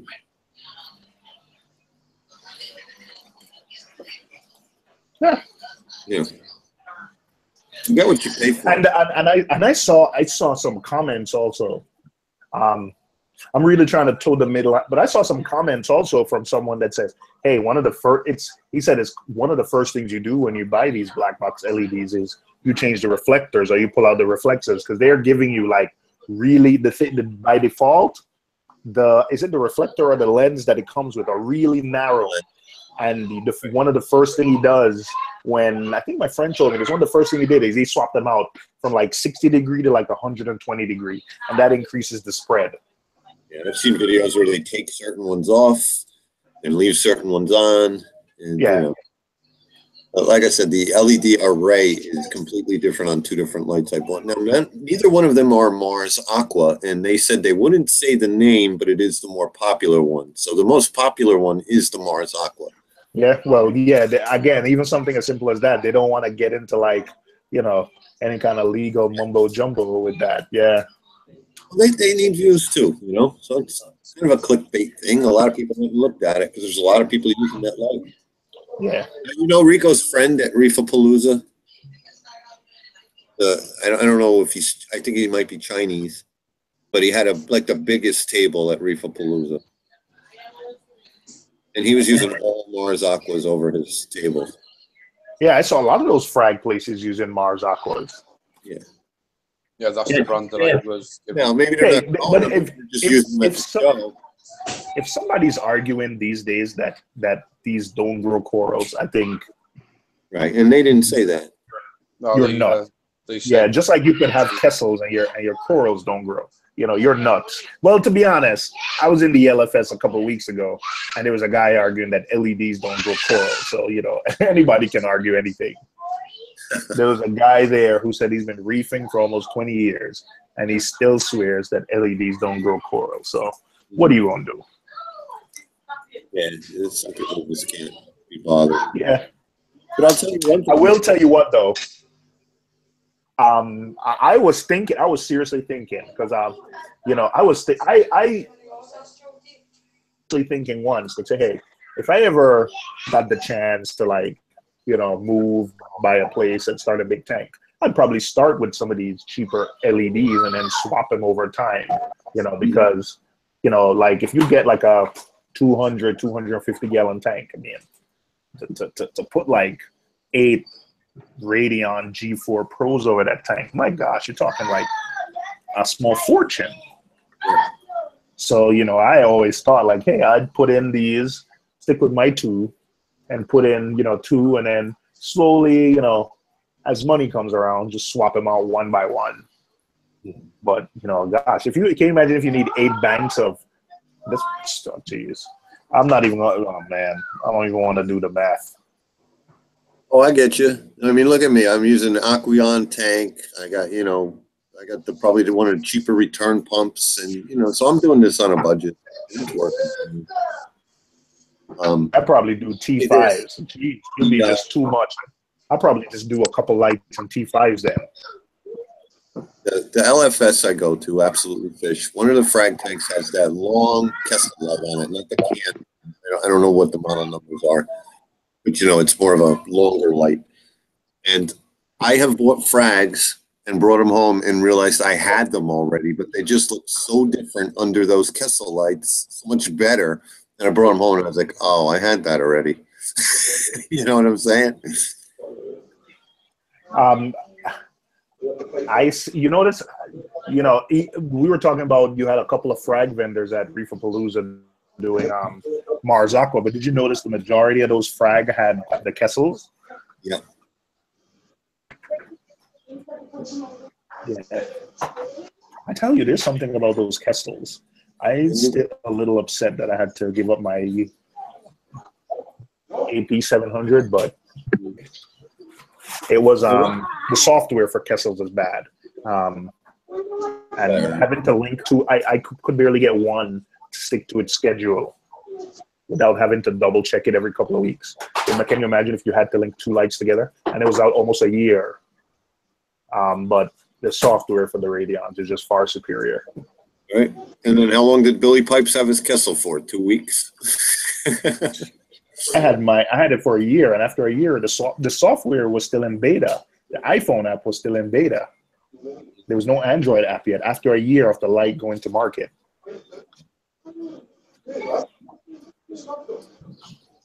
I'd like to see what the Ocean Revives come out with. Test on those. That would be interesting.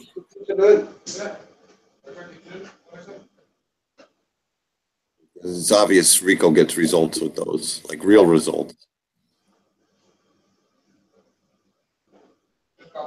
That would be the next step over to Mars Aqua, would be the Ocean Revives, I would think.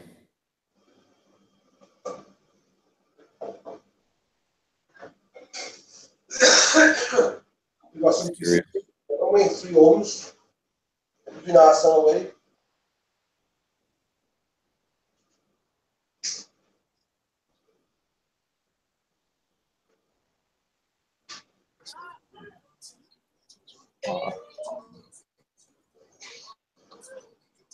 I don't know what to use on the next build. Some Radions, man. Oh. But try to get some of the older generations. I don't know what I think. I'll tell you that thing. What was it? That I like the look of T5. Like I like the colors of T5s. I like the LED pop. That fixture that I forgot. Is it Cora Life? Where you basically bring your own. Where you basically bring your own LEDs and drop it in the middle, and the T5s are on the end. That's what I'm. That's what I think. I think that would be a good option. I think I'm gonna go with that when it comes out. I emailed them and they say by the end of the month. So you basically, it's like it comes and you assemble it and you drop your Radions in the middle, and it has basically T5 lights on the outside. You see Loke's question in there, AL? All you guys with the lights that are controllable, can you discuss what you guys control on them? Lights on and off, or ramping up and down? How often do you change those settings? I ramp up and down, but I know for the Radions, there's a thing there called Cora Labs where Ecotech went around for. I went to the like Worldwide Corals and other places that actually grow corals. That's what their job is. and kind of took their settings and looked at their settings, and they offer it to you. So you can basically go in and say, hey, what are the coral vendors using to grow corals? So they did lab tests, and so basically the same thing. Like you can ramp blues, 2 different types of blues. You can change the percentage of your UVs, whites, warm whites, reds, match whatever color you want, ramping up, ramping down. But I like the fact that I can go in and I say, hey, what are the coral vendors using to grow corals? What are they using to grow? What are they using to grow SPS, LPS, and softies? And I can basically match those settings. And I don't change often. I really don't change that often. I was just interested in what Paul is running. I change probably a couple times a year during the summer. I like my lights to be on later because I'm usually up later during the summer. And then in the winter, because the sun starts going down at 4, I want my lights to shut off a little earlier. So I probably swap my lights a couple to do with the season. But I remember Paul having a weird schedule. So I just wanted to see what he was. And he just emailed it to me. And his schedule is like Smart. Crazy. It's clever. Oh, clever. That's an interesting word. Yeah. There's a lot you can do with it. As far as the schedule, I run my lights later in the day because I leave for work early and sometimes don't get home until late. And I don't want to miss my tank. You know what I mean? Come home and it's out. Well, that schedule that I sent in, that's actually the visual effect and all when you're at home. Like Sure, and I'm not really dealing with any sunlight where they are. So, really not an issue. Seymour, you're gonna have it and you're gonna keep it and you'll think it's amazing. Oh, okay. All right, we'll see. I know it. What I'd do though, I'd turn the percentage down from 70. You've got the 30s, haven't you? Yeah. Yeah, I'd turn it down about 10%. Yeah, I run mine at about 60. I run mine at 60. Yeah, well, that's what I'm saying. It's on 70, I think. So just put it on, but put it to 60. Put it down 10%. Because I've got the wide angle lenses in, you see. That's why it's at 70. Well, that diffusing kit that's coming out for the Radions, are you gonna look at those, Paul? No, not bothering. To me, it's just something to make a bit of money. Yeah, the Kessel, those Kessel diffusion kits, when I got them, it didn't make any difference to me. Yeah, it's just a money-making scam. I'm not up for none of that.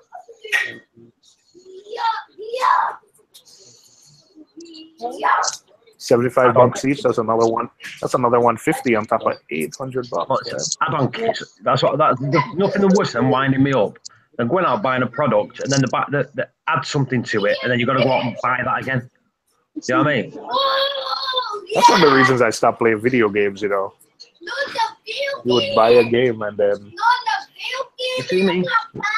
I'll show you what I play. Let me turn it on and I'll show you.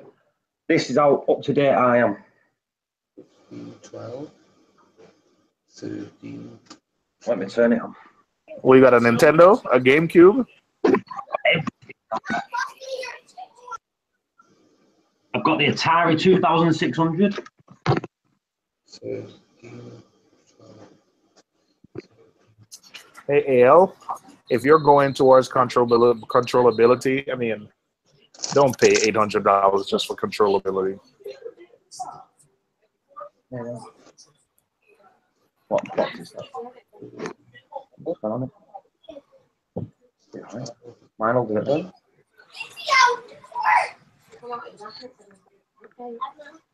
Oh, Scurvy. Hey, Scurvy. Yeah, thanks. Great apartment living. Yeah.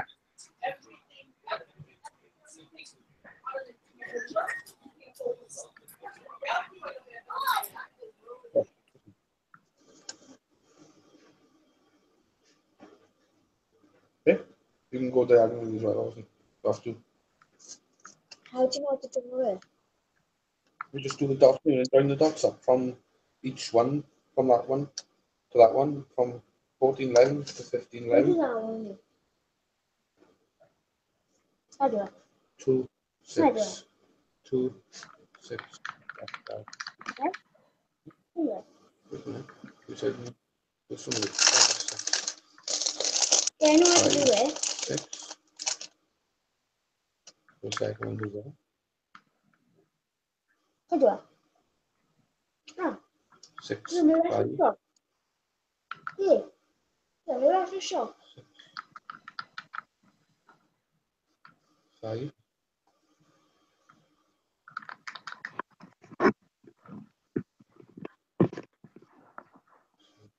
Come on.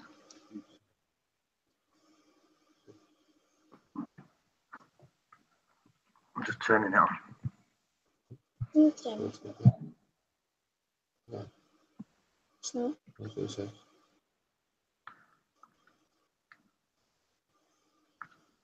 2, 6, 5, 6.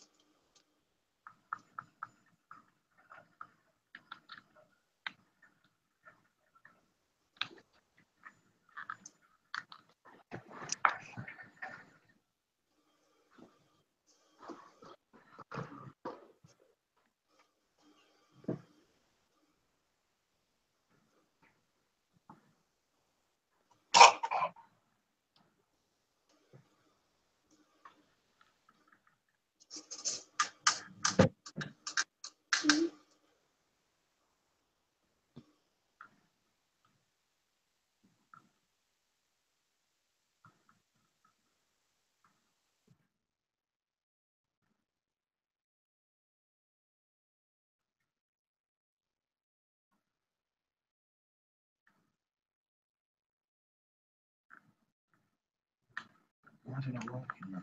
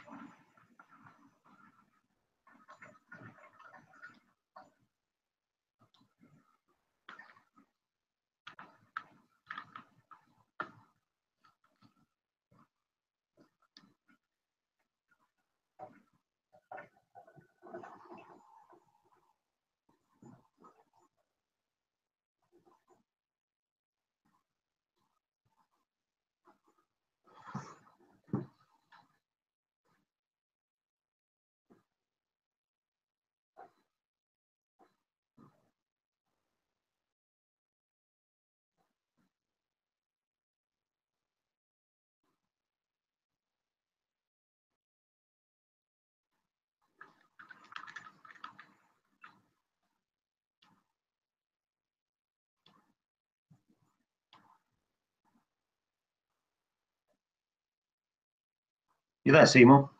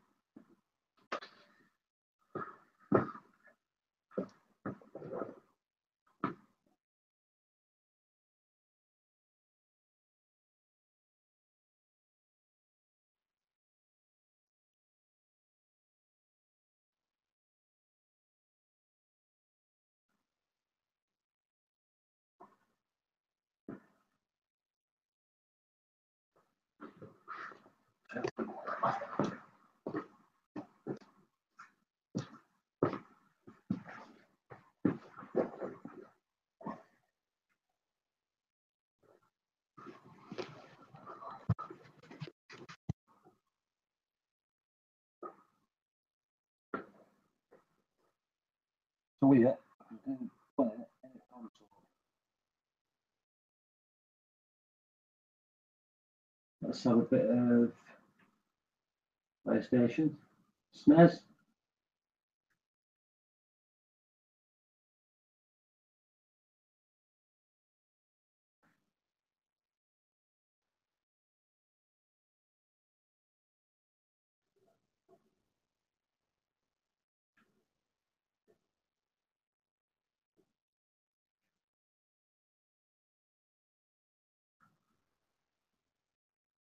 Super Mario. You playing Super Nintendo now? Is that a Super Nintendo? What the heck? Well, that's Super Nintendo, or it's a Game Boy. Game Boy Color. Oh boy, Master Sega Genesis. Oh, it's got all the games in it? Mega Drive. Nintendo 64. Oh man, you remember GoldenEye for Nintendo 64? Yeah, PlayStation. Mike Tyson's Punch Out. Play everything. That's I cool. built this stuff. I think my son has that thing. This cost about $6 to build. Go with. What's that called, Paul? It's a Raspberry Pi. Totally from a Raspberry Pi. I can't hear you. Ooh. 1 minute. You're mumbling. Can you hear me now? Is that better? A lot better. Yeah, I built it from a Raspberry Pi. Cost about the Raspberry Pi itself cost £35. £30. I can't hear you now. 1 minute. Let me go on my phone. I don't know if you're covering them or what. It's me. Is that better? Very low, very low. Right, I'm gonna put on my phone 1 minute. Oh, you have controls. I can turn you up. Correct, comes.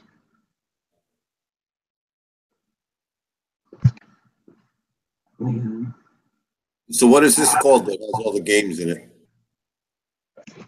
It's the Raspberry Pi. Yeah, okay.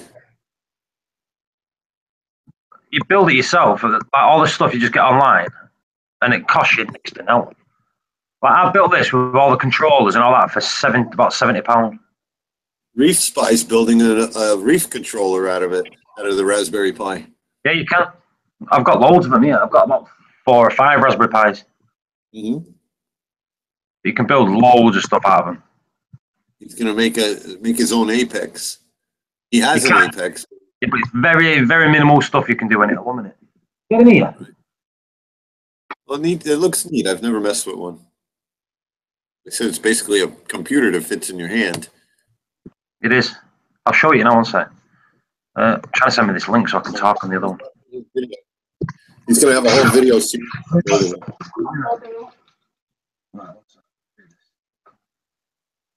Send myself the link.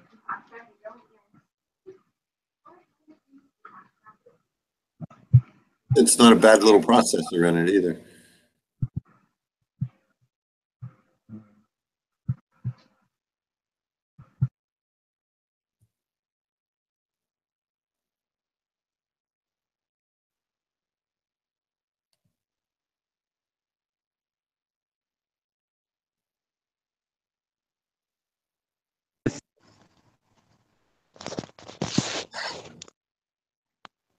That better?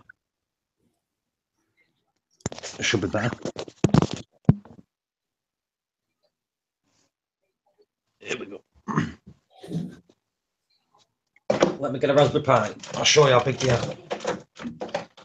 I've already seen it, but anybody in the chat might want to look at it.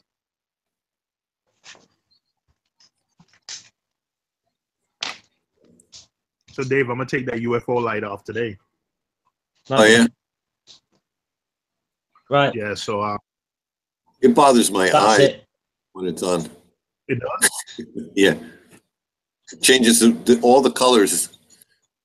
I don't know how it affects my eyes, but then if I look into other sump, everything looks green.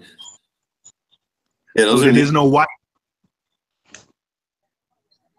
So yeah, I can't even tell that my Cheeto is green unless I unless I shine like a flashlight to make it feel green. But you know what I think I'm gonna do? I have this Caulerpa, the feather Caulerpa that I've been trying to get rid of, and it just keeps growing back. I every time I think I rip it out. So I think the little mini refugium, I'm gonna take the Chaeto out and just let Caulerpa proliferate in that one and see how it goes.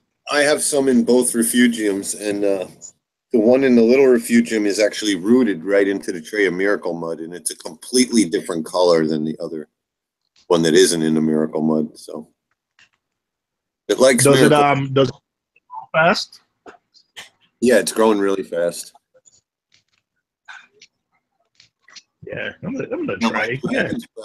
My dragon's breath in the big system has stopped growing and is getting covered with like a coralline algae on it. So I guess it's used up some trace element.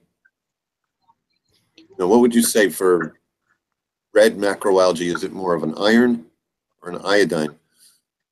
I have no idea. I'm still learning on this stuff. I just know Chaeto uses molybdenum and iron, right, more than usual. So shit, scary. I do notice too that with RO. At least it's RO, Scurvy. You can mop the floor up and be right back where you are.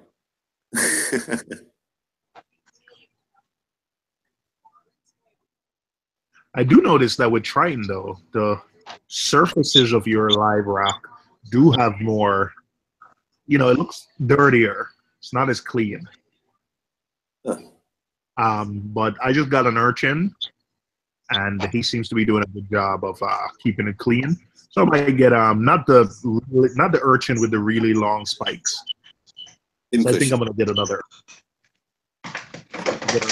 Two pin cushions now. I bought the rock that had all the blue sponge on it, and there was a hitchhiker urchin on it. Not bad for a $30 rock with sponge on it. Came with a free sea urchin.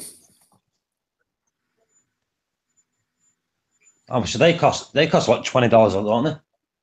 I don't know. I forget. I bought one, but I forget how much it cost. Might have been $15, but still, he's free. I'd like to see if he's going to eat some bubble algae. I may put one in the net, like a bowling ball in the tank. They really do knock stuff down. Doesn't emerald crabs eat bubble algae for you? Not mine. He's always busy in there. He's always eating something, but he's never touched the bubble algae. But the rocks that I have in the nano, I kind of rescued, and they had all kinds of stuff on them. So I kind of played with that myself. I'm not going to blame that on the nano cube, but that stupid little overflow has taken 2 or 3 fishes so far. Oh, I have Aptasia in the nano that I have Aptasia X. Put the shrimp in there. Okay. Oh, damn, Dave! Yeah, it's a good idea. I thought about that. I just added some. Now I have 2 little tiny gobies and 2 pistol shrimps in it. Oh yeah, we should get along right. Yeah. I wonder if the peppermint shrimp is gonna mess with them. I think I'll try it. I don't think I'll mess with it. I saw him this morning working in the sun. Yep. But the one I just got shedded already. Had lots to eat apparently. He was only in there like 48 hours. He shed and cleared out all the Aptasia already.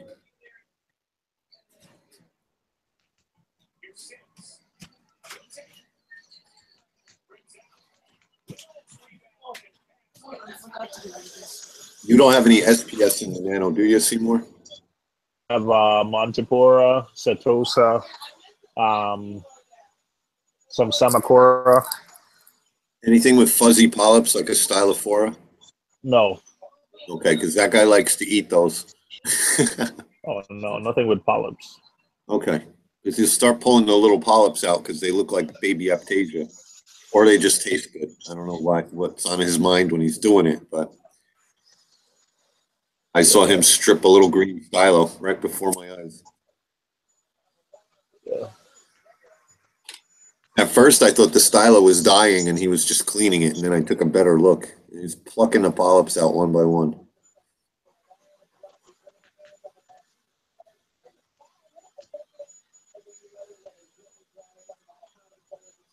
Well, 10 minutes of RO water. That's not too bad. All right. You know what I did on I bought I bought some of those float valves I'm gonna install, but I like I need to use a booster pump to get any kind of decent performance out of my RODI, but it comes with a pressure switch. So I've drilled on the RODI system in my son's room.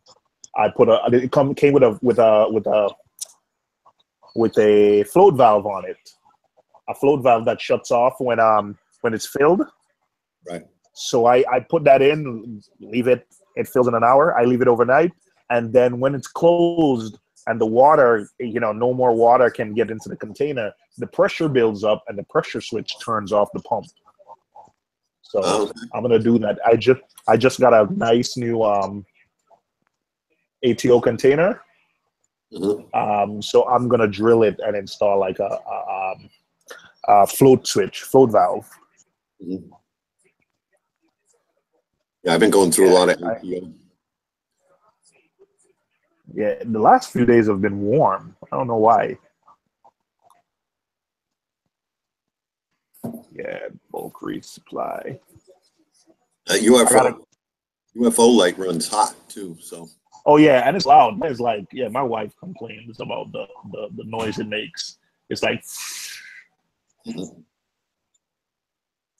yeah, it's 150 watts. Right. If you think about it, the Mars Aqua Light's 165 watts. It's doing 24 by 24. Yeah, it grows. I gotta say, it grows coral, but it is hot and loud. It grows algae, I mean. Oh, it grows coral. Yeah, it grows chaeto like nobody's business. And I would suggest you acclimate. Like, don't just put it on and go like 12 hours. If you have a small ball of chaeto, fine. But if you have like a mature amount of chaeto, I wouldn't just go a full on 12 hours. I would start slow because it does have the bit. When I first did it, I just swapped it and it started to bleach my chaeto. Wow. Well, it's not doing that to mine. But like I said, I have Dragon's Breath and Callirpa in the same tank. It's just a small section where I'm using it. I want to move it over to 20 high. And I always rotate. I have 3 or 4 balls of chaeto. And I rotate them between the tanks. Because the one really grows pods well, so I try and move the pods out to the other refugium and the nanocube.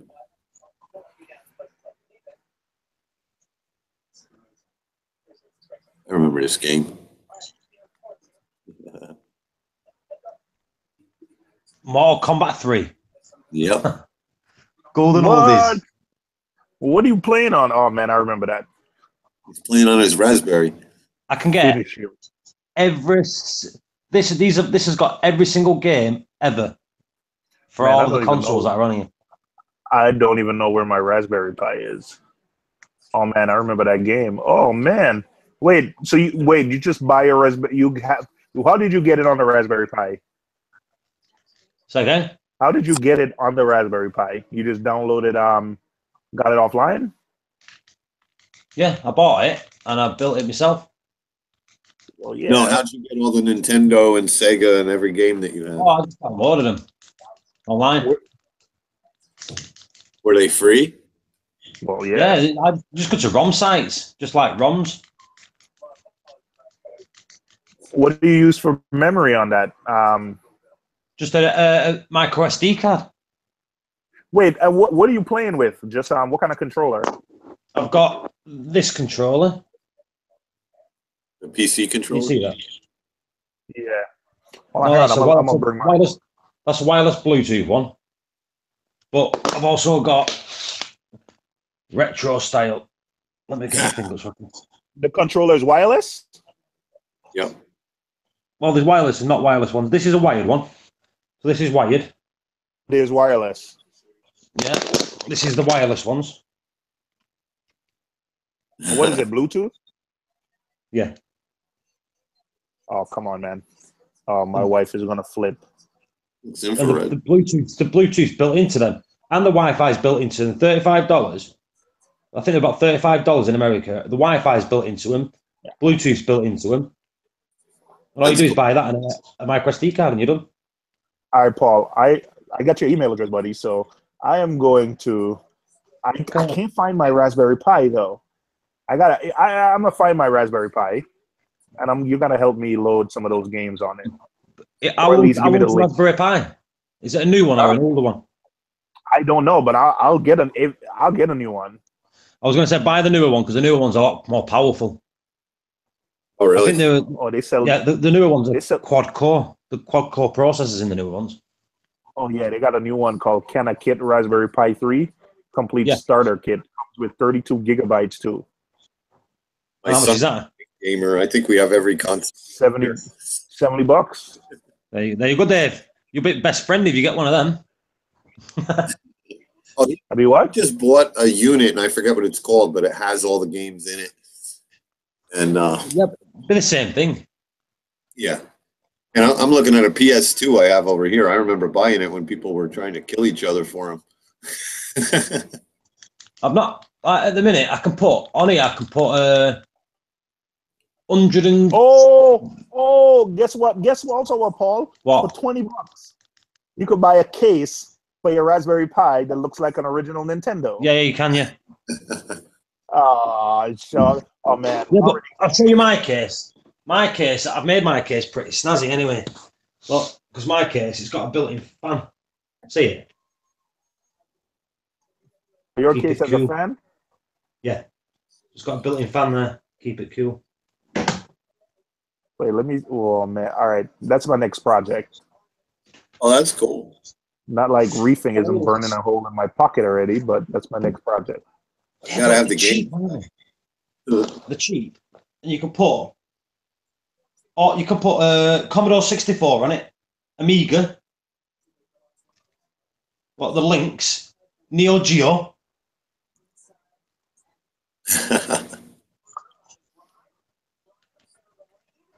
Oh man, now you get a 2-pack. Oh man.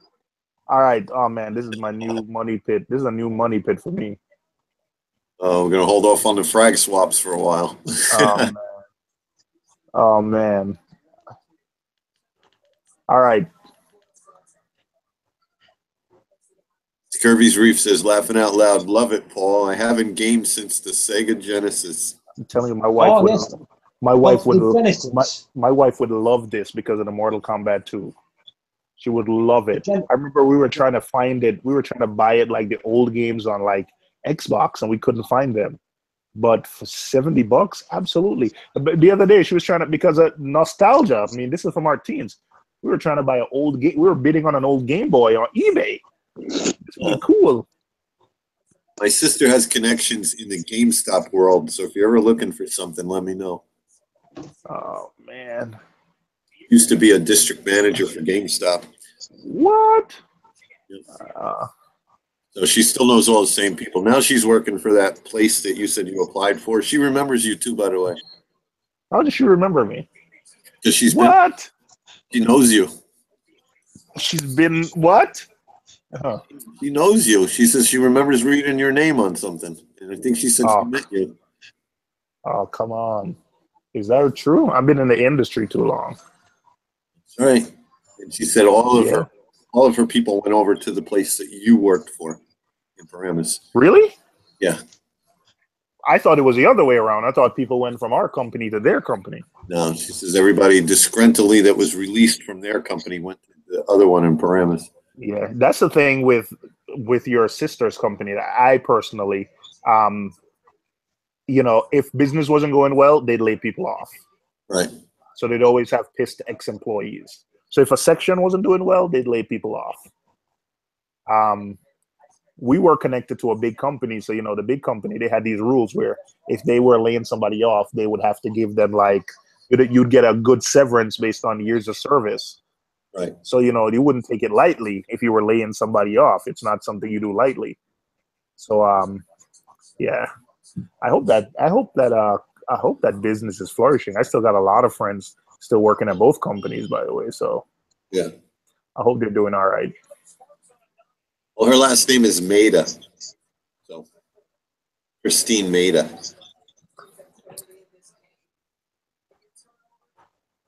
So your friends working in that company will know my sister.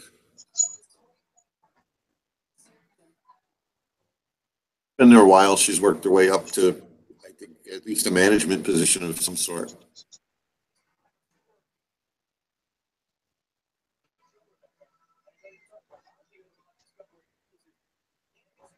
But yeah, if you need games, let me know.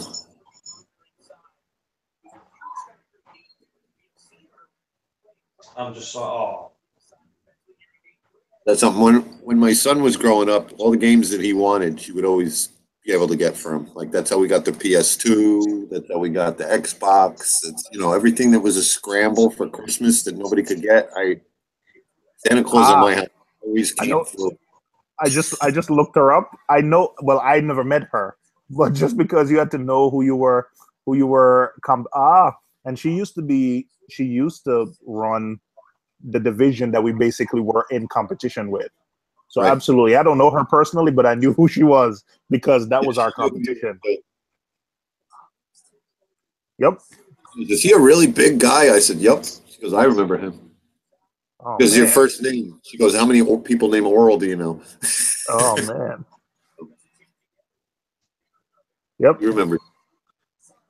Yeah, it was a small industry. She didn't say anything bad about you either. She just said she remembered you. I kept my head down, man. I kept my head down. There you go. I kept my head down. Yeah, nostalgia is worth the coin, Scurvy. I am looking at Raspberry Pis now. I am definitely, Paul, I'm definitely going to be reaching out, man. I got to get... Hey, Paul, can you, what exact model do you have with the fan? I want to get the exact one you have. What, the model? Yeah. Did you buy the case with the fan separately?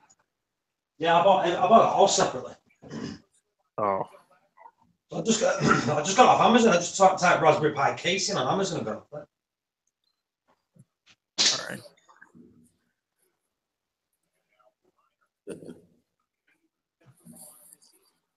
All right. I started searching Raspberry Pi case, and one of the first thing is Raspberry Pi case fan.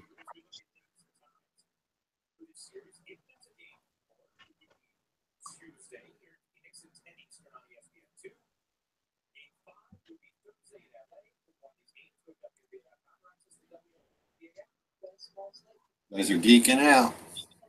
Yeah, man. This is cool. You're going to be off playing Zelda instead on the live stream. Oh, man. All right. Ordered. Scurvy, Genesis. We call the Genesis Mega Drive. I think you call it the Mega Drive. You call it the Genesis, didn't you? Yeah, Sega Genesis. All right, so it's ordered. So so I got the Essentials kit with Wi-Fi. It comes with a case, 32 gigabyte, comes with a power supply, everything, and a nice case. So I guess all I'll need to do, do I have to put an OS on it? Because the last one I needed to put an OS on it. When it comes, it'll come with the software that's on it, but you won't need none of that. If you're going to do what I'm doing, you won't need that. You could just go, if you go to Google and just go on to, what's it called? Give me a second. RetroPie. Just type RetroPie in. RetroPie. Yeah. If you go onto YouTube, type RetroPie, it tells you how to do it. It takes 10 minutes. Pine. Did you get a control? Did you get a controller? No, not yet. RetroPine as in Retro Pineapple? RetroPie. Oh, Retro Pi. Yeah, PIE.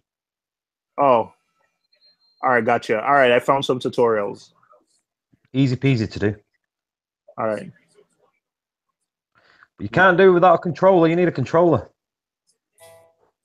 For now, I'd just buy a cheap one of these ones I've got. Do you know the Super Nintendo USB controllers? They sell them on Amazon. Less than $5. Well, I have an Xbox, and the Xbox controllers are also USB controllers. So you can use the Xbox controller on it and all, and you can use it Bluetooth on it and all. He gave it to you. You gotta move this one over and over. Come on. all right. All right, Retro Pi. All right, I bookmarked the video. All right, guys. I'm gonna have to run for a little bit. Gotta go eat dinner. No worries. Gotta go order gas. Wait, so hang on one before I go. You said instead of using the Xbox controller, you said get one of those cheap USB controllers first. I'd get one as a backup, because if the Bluetooth ever kicks off for some strange reason, it's only done it with me once or twice. It's better to have another controller, USB one, that you can actually like use while you're doing it. All right, cool. All right, man. All right, I'll catch you guys later. See you in a bit.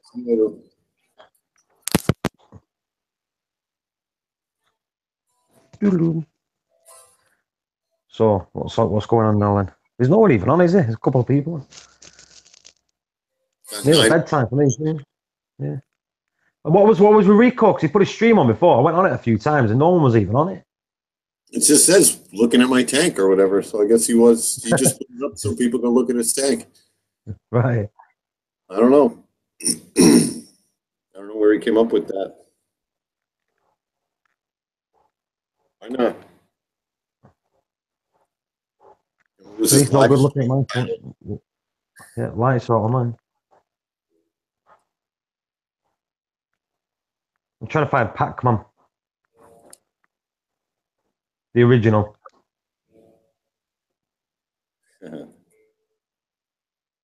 Got it.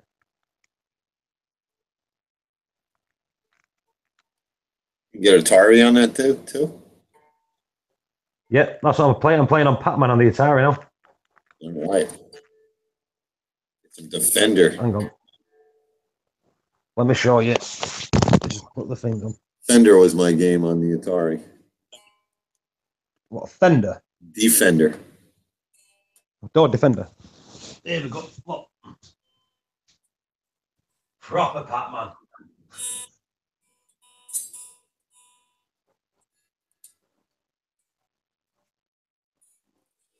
See if I can find Defender. 1 minute. Let's have a look.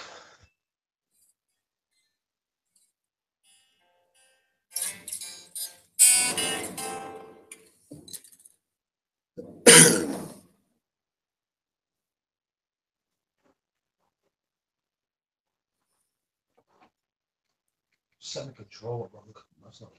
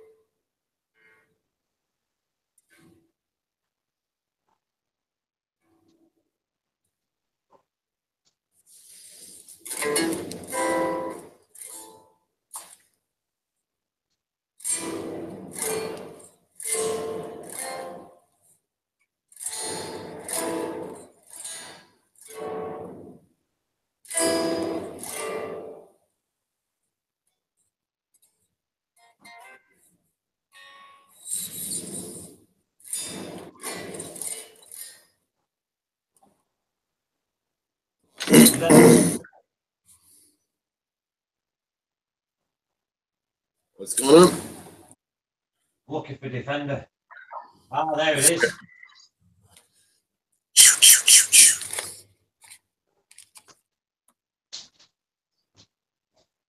Played up for hours. There it is, look.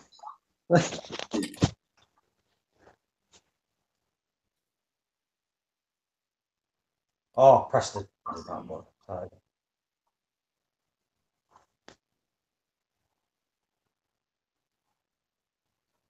Yeah. That's funny. Let's play it.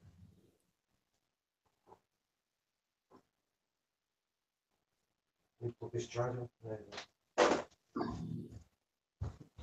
Bluetooth controller's just gone dead.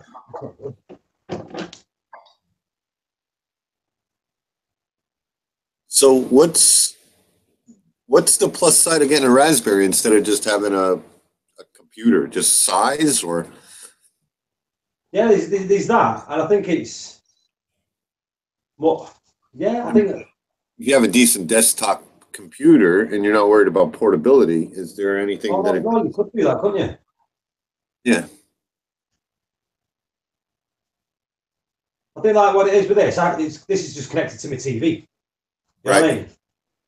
Yep. So it's like it's full HDMI. That's cool. And they're not expensive either, right? No, I'd say he's just got one for $70 for the full kit. That's cool.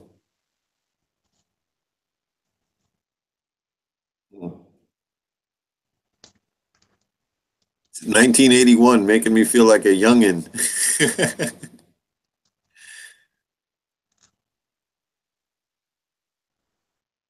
You can get MAME on and all. What was I playing? 1942. Yeah. Oh, gotcha. Gotcha. It was this game, and then it was Asteroids. Oh, yeah. Yeah. Space Invaders. Space Invaders was fun, but Asteroids, where you could fly around the screen. Let's get You go off on one corner of the screen, you come back in on another corner of the screen. A, B, C, D. Asteroids. 1981. 1981, yep.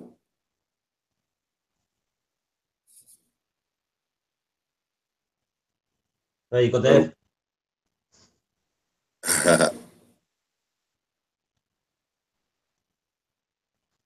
Oh, yeah, it's in colors, too. The first one was black and white. They were just outlined by a white line. And a little spaceship comes by, and just when things are getting crazy, a little spaceship comes through and shoots at you. Is my other controller connected to this? I think it is. You're beat. Oh, you're not on yet. Okay. There you go. Ah, die straight away. You don't move till you have to. That's key. Stay in the middle. Do you know what's difficult? Don't thrust in the beginning. Just stay in the middle and spin. Only move it when you can't shoot something. Are you hitting like a hyperspace or something? It brings you up somewhere. Yeah. You need practice there, buddy. I think what it is, I'm using a joypad. Do you know, well, do you know the pad instead of the stick?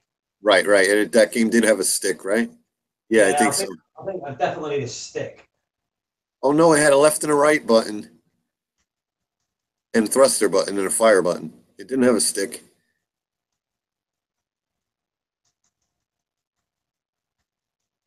I can't remember, to be honest.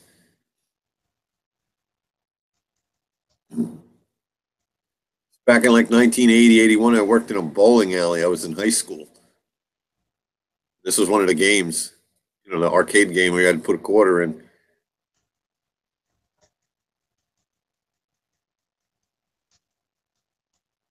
We always had one big video game and one big pinball machine. That's all we had.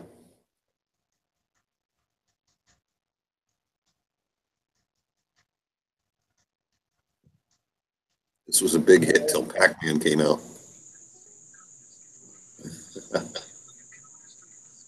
Hello. Dave. It's Scurvy's Reef. Hey, what's up, buddy? Came in for I the meeting. I couldn't resist. I saw the video games. I'm like, I gotta come in and say hello. That's great, ain't it? It really is, right? Throwback makes me feel like a youngster. Right. I always wanted one of those tabletop ones where you could sit at either end of the table and it had the controllers under the glass. That was so cool. Oh, right. Yep. Yep. Yeah. That's what the build. That's what they build them with now. They use the Raspberry Pi to build them. Yeah. So this is my first time joining one of these streams, y'all. I got to figure out how to. I don't even know what I'm looking at right now. If you got a couple of buttons down the bottom, or not buttons, but Well, I'm looking at the Hangout screen. Do I got to have two screens up to actually be seeing YouTube? yeah, but Yeah, are you on a computer or a phone? Well, I got the Hangouts on the iPad. I could pull up the YouTube on, I guess, my phone. Right, just got to mute one of them. I would suggest muting the YouTube, otherwise we get all echoey. Yeah, right. Well, nice to meet y'all. I'm actually Corey. That's my name. Okay, Corey. Government name. I'm Paul. Been hanging and watching for months now, but never actually jumped in. Well, you're always welcome to. Yeah, you know, I'm usually watching from work, and it's you can't jump kind of jump in, but let's see here.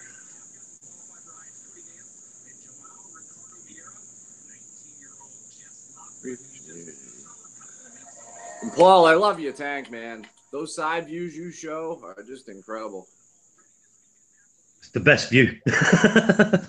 Yeah, you know, just those side shots are just incredible. Yeah, it's the colours that the colours. I think it's the colours I've got in my tank because I look at some tanks and look really. I'm not like blowing smoke up my own ass here, but like some tanks they look really dull. And when I take pictures of mine, they're so bright. Yeah.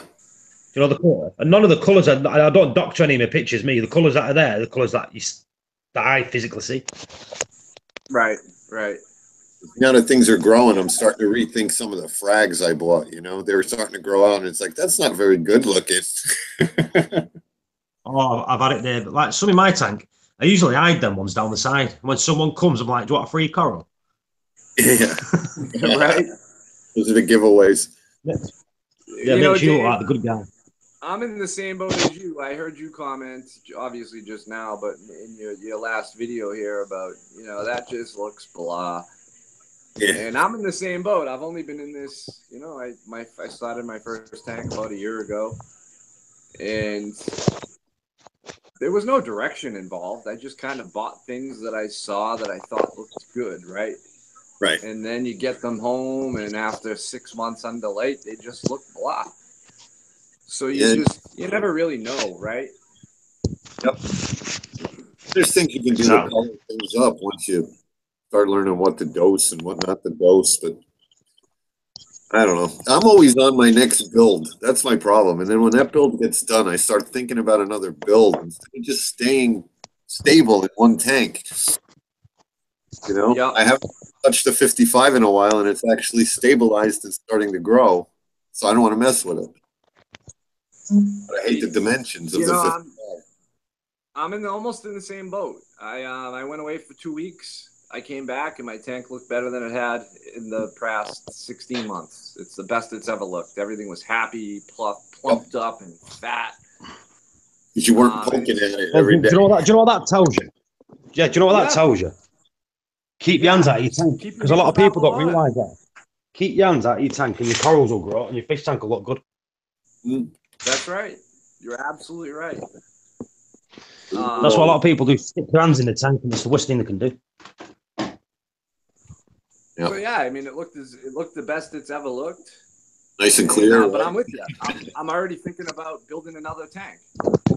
You always will. I want to keep my hands off of this one and start a new one. Yeah. Or buy a smaller house. It makes your tank look bigger. True. Very true. Method in the madness. Yeah, but it's like, man, I've not put any coral in my system in about I'd say over 6 months. No coral, no fish. Yeah. Just left it. Okay. Because you've got to remember, every bit of coral that you put in, it's going to grow. And that's the mistake I felt for the first time. I was filling it up with frags. And when it was growing, everyone was just stinging each other and killing everything. So you leave big gaps between everything. Looks scruffy at first, but the months and years pass. The benefits, that's when you start reaping the benefits. Right. Or you can just spend the bank and go buy colonies. all these that. That's for the rich people, Dave. Mm-hmm. That's right. Seriously, you hop online and everything's hundreds and hundreds and thousands of dollars. You know. Yeah, not me. I'm with you, buddy. I'm with you. The best thing you can do is find someone that's near you. And when you grow a bit of yours, you give him a bit, and he gives you a bit, and then you don't pay for it. But I do that round like with a bloke near me. He buys some of the most stunning corals you can imagine, and he only buys frags. He grows them out, and he brings me a frag. Yeah. Yep. That's how we work. And that's the goal I've had. But the part of the country I'm in, which is the Northeast, I'm just outside of Boston. It's just not a big hobby. It's, I've met 2 people in almost 2 years. Oh, wow. It's just not a big hobby. So, 95% of everything I get is bought offline. Oh, you don't even have a good LFS, huh? No, there's two LFS that have salt water that I would classify as okay, but not it's not going to top anything I can get online, Exactly. I'd love to support them, and I have to some extent, but when you're looking for something particular, I'm pretty much restricted to one avenue. Right. Right. If they're not doing the business, then they're not getting in the high end stuff. Exactly. One of them does a huge freshwater business. They've got a giant cichlid section. It's sure. Yeah, 20 tanks of African cichlids. Exactly. And then they have about 50 saltwater tanks, and they have your everyday fish. They have the 6-line wrasse. They have the 10 kinds of clowns. You're right. A bunch of kinds of clowns and a bunch of damsels, and that's pretty much it. Yeah. And then they have a couple of tanks of coral, but it's your Kenya trees, it's your Xenia, it's your beginner stuff, And I understand that's their bread and butter. That's the stuff they sell the most of. So be it. But when you're looking for something specific, it makes it hard to go back to those stores.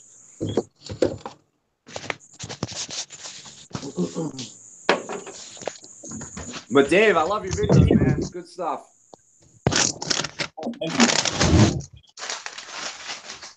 I have fun making them. We all like those videos. Yeah, good. Got a little busy at work last week. Almost didn't have one. No, what was that? Week 43, 44? 43, yeah. And that's not even accurate. That's how long I've been reefing. None of those tanks are probably only about 10 and 20 weeks old, because I keep moving the stuff around. So. Yep. Well, I'm right in the same neighborhood. If you filmed a video for 43, I'm probably at 53, maybe. I got a couple, 3, 4, 10 months on your top. Right. We had a bunch of people start at the same time in this community. It's kind of funny. I think Dr. of Welsh, Rookie Reefer, a bunch of us came in and started at that same time. Yep. I've checked out their channels as well. I mean, I don't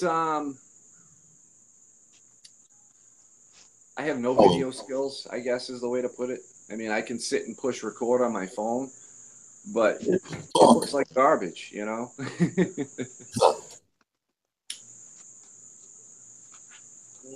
don't know. CJ has some tips. He has a whole video tip on I think it's 5 videos about filming on an iPhone. Take a look at that, see if you're missing something. Yeah, you know what? I should, because I know he does everything on an iPhone, and obviously his videos are extremely well Yeah. done. So I should. I didn't realize Flipping a he had little lately. but I'll have to go check those out. It's worth putting a video on because you make money off them, even though you just sit back and don't ever watch them again yourself. Like you got videos and they just make you money all the time. Yeah, Right. I haven't seen the check yet, but yeah. Me either, man. I put one out just because I know a lot of people won't even look at you unless you have something. So it's just a video. There's no commentary. There's no speech. It's just a video of the tank. But Start by doing contest videos, because nobody's really expecting anything. They're only about a minute long. You just get right. say your piece, show your tank, and you might win something too. Why not? Yeah, that's true. That's true. I just like looking at everybody else's tanks and listening to everybody else talk. I just sit back. Like I said, I'm listening from work. I just have an earbud in. I'm listening, and 9 times out of 10, I pick up something that's useful. Or oh shit, I'm nice not going to do that. Look what happened. But it's nice to pop in every once in a while and put names to faces and whatnot. Oh yeah. Yeah, I'll tell you what was really fun. I'll go on there. And I know Palooza's not close to you when it's in New York City, but if you can make it down to meet everybody in person was really cool. Yeah, definitely. And I saw that just from watching the video footage that everybody put out. It's definitely a good networking event, if anything. It just makes you more friends with everybody. Brings you a little closer. Yep. Rico will call me up in the middle of the day, or Billy Pipes will call me up, and it's just kind of neat because it's like some more friends. Yeah, that's it. And someone like Billy and Scott, they're all in the same state as me, so there's a good chance I'll run back into them. Right. Hey, Ed, he's a good guy. You guys are all in Jersey? Yeah. Right. I knew you were down that neck of the woods. And I'm not far off. I'm only a few hours north, but a few hours is a few hours, as you know, trying to do anything. But for an event like that, where like Rico's coming, we had guys come up from Florida. It was pretty cool. Right. Yeah. No doubt. Reefing came up, got to meet him. It's like near me. Yeah. I've got loads of reefers near me. Like Michael Aaron's lives on the corner from me. Is that Michael? Aaron's Aquarium. Right. Yeah, right. He's a cool guy. How about Nick? Whereabouts in England are you, Paul? Manchester. Manchester, okay. Yeah, Michael's he's got something big going on from what I've seen. What did he rescape? He's redoing his whole setup. Yeah, he's rebooting. Like a full reboot. Nice. Is he really done being a truck driver? I heard rumors of that. He's all done? Yeah, he's jacked. Yeah. That's cool. Oh, jacked. Really? Early kind of retired? He jacked up his back or something, right? I think he's concentrating more on upping his business. Like I say, he's got My Aquarium Box UK. That's his business.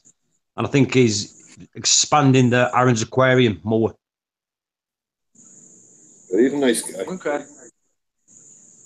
Yeah, that's a good look. I hope he does well, you know what I mean?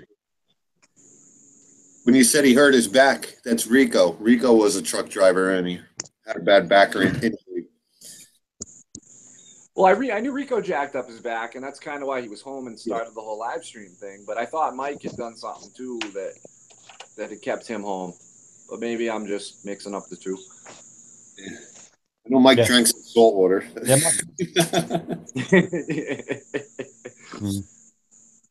Packs a good buzz, I hear. Yeah, BRS has added me to Instagram. So obviously BRS like my pictures. Oh, yeah? That's good. Yeah. I should tell them that I'm using a black box. See what they say then.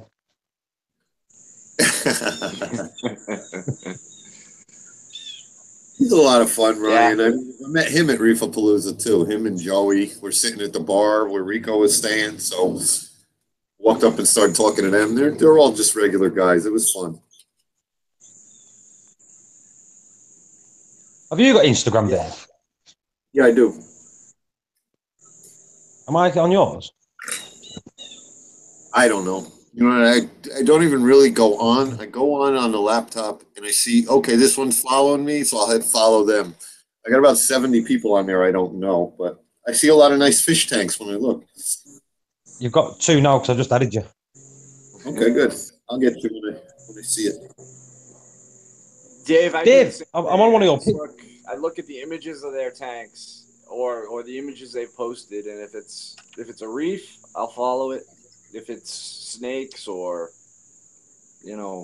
mice or rats, I don't follow it. Right. Well, same thing on YouTube. I was to the point where anybody who subscribed me, I would subscribe to them.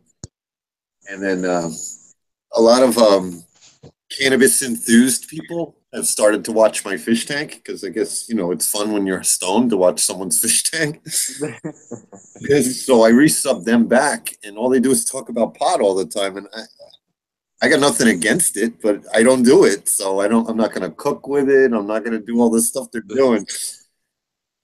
But I still sub, you know what I mean? But then when I go to my new videos by my subscribers part, I got to weir through all of their stuff. Yeah, right. And that's why I weeded it down to, if I don't see coral in your posts, because that's what I'm interested in. It's the coral and the fish. If I don't see it, I don't sub. I appreciate the subscriptions, but hey, to each his own. How many cichlid tanks can you look at, really? Right. And, well, hey, there's some beautiful cichlid tanks out there. There really is. I never had a freshwater tank. I went straight to salt. That's cool. So I guess I'm kind of biased in that regard. But seeing some of Joey's recent videos, there's some beautiful cichlids. And I was surprised, I just always thought the color was in the salt water, Yeah, there are some beautiful fish, but then there's no coral, so what are you going to do, grow plants? Who cares? True. He's got that one tank that looks like tree trunks. Joey has one tank that looks like tree trunks in it, and I think that's awesome. Yeah, he's got so many now at this point. He's got the giant one, obviously. The most recent one I saw was with the very colorful cichlids. I don't know if I've seen the one with the tree trunks. I'll have to go back and look. Yeah, it was his last video that he put up. Okay. I haven't caught up. I'm a few days behind on YouTube, but he was unboxing stuff. Kids were sending him pictures of the arowana and stuff. It was he was almost emotional. I was like, yeah, come on, show me the tanks. I want to see you cry, Joey. I'm glad I've been on your Instagram because there's that coral that you wanted to identify, a Montipora confuser. Yeah. I've got some in my tank and I didn't know what it were. Yeah, the LFS thought it was some kind of acro. It's actually browning out a little in the middle right now. So, did you see my Jedi mind trick healing itself? That is so awesome to me. I mean, it's the size of my thumbnail, so it's not like really impressive, but it healed itself and it's crusting onto the rock really nice. They're a purple coral with a blue rim, but because the middle died and it's also crusting back over the middle, it's got blue in the middle and the rim. So it's really wild looking. I want some of that. What kind of money is it, Dave? It's called a Jedi mind trick. Yeah, I've seen it. I don't have one, but I've seen it. Yeah. I've had good luck with monies, though. I'll tell you that. Whether it's a money cap or have good luck or not good luck. I've got a Mystic Sunset that's growing really well. Yep. and I think it's a regular sunset Monty that is growing really well. You got sunset, reverse sunset. Is that what it is? If it's one color on one, then it's reverse the color. It's reverse, yeah. It's like a reverse Superman and all those other ones they got. Yeah. It's got like a pink skin with gold polyps. It's nice. Yeah, and it was gold with pink polyps. It's the reverse, yeah. Oh, okay. I've got one with the pinkish red and the gold polyps. I just thought it was a rainbow. Maybe it's a sunset. I don't know. Yeah, I guess a rainbow would have green in it too, right? Yeah, I've got a rainbow. And it's got gold, pink, purple, green. You know what I mean? It's got all the colours. Fire truck. Sorry. Well, that's the hard thought you part, just- right? Because He was just going, depending ooh. on where you shop, everybody calls something a rainbow nowadays, and or a rainbow and a master, or I can't even think of the word, but it's like if you're calling it a rainbow, it better have more than 3 colors in it, as far as I'm concerned. Right. Call it whatever you want and charge them whatever you want. Everyone else does. That's right. That's right.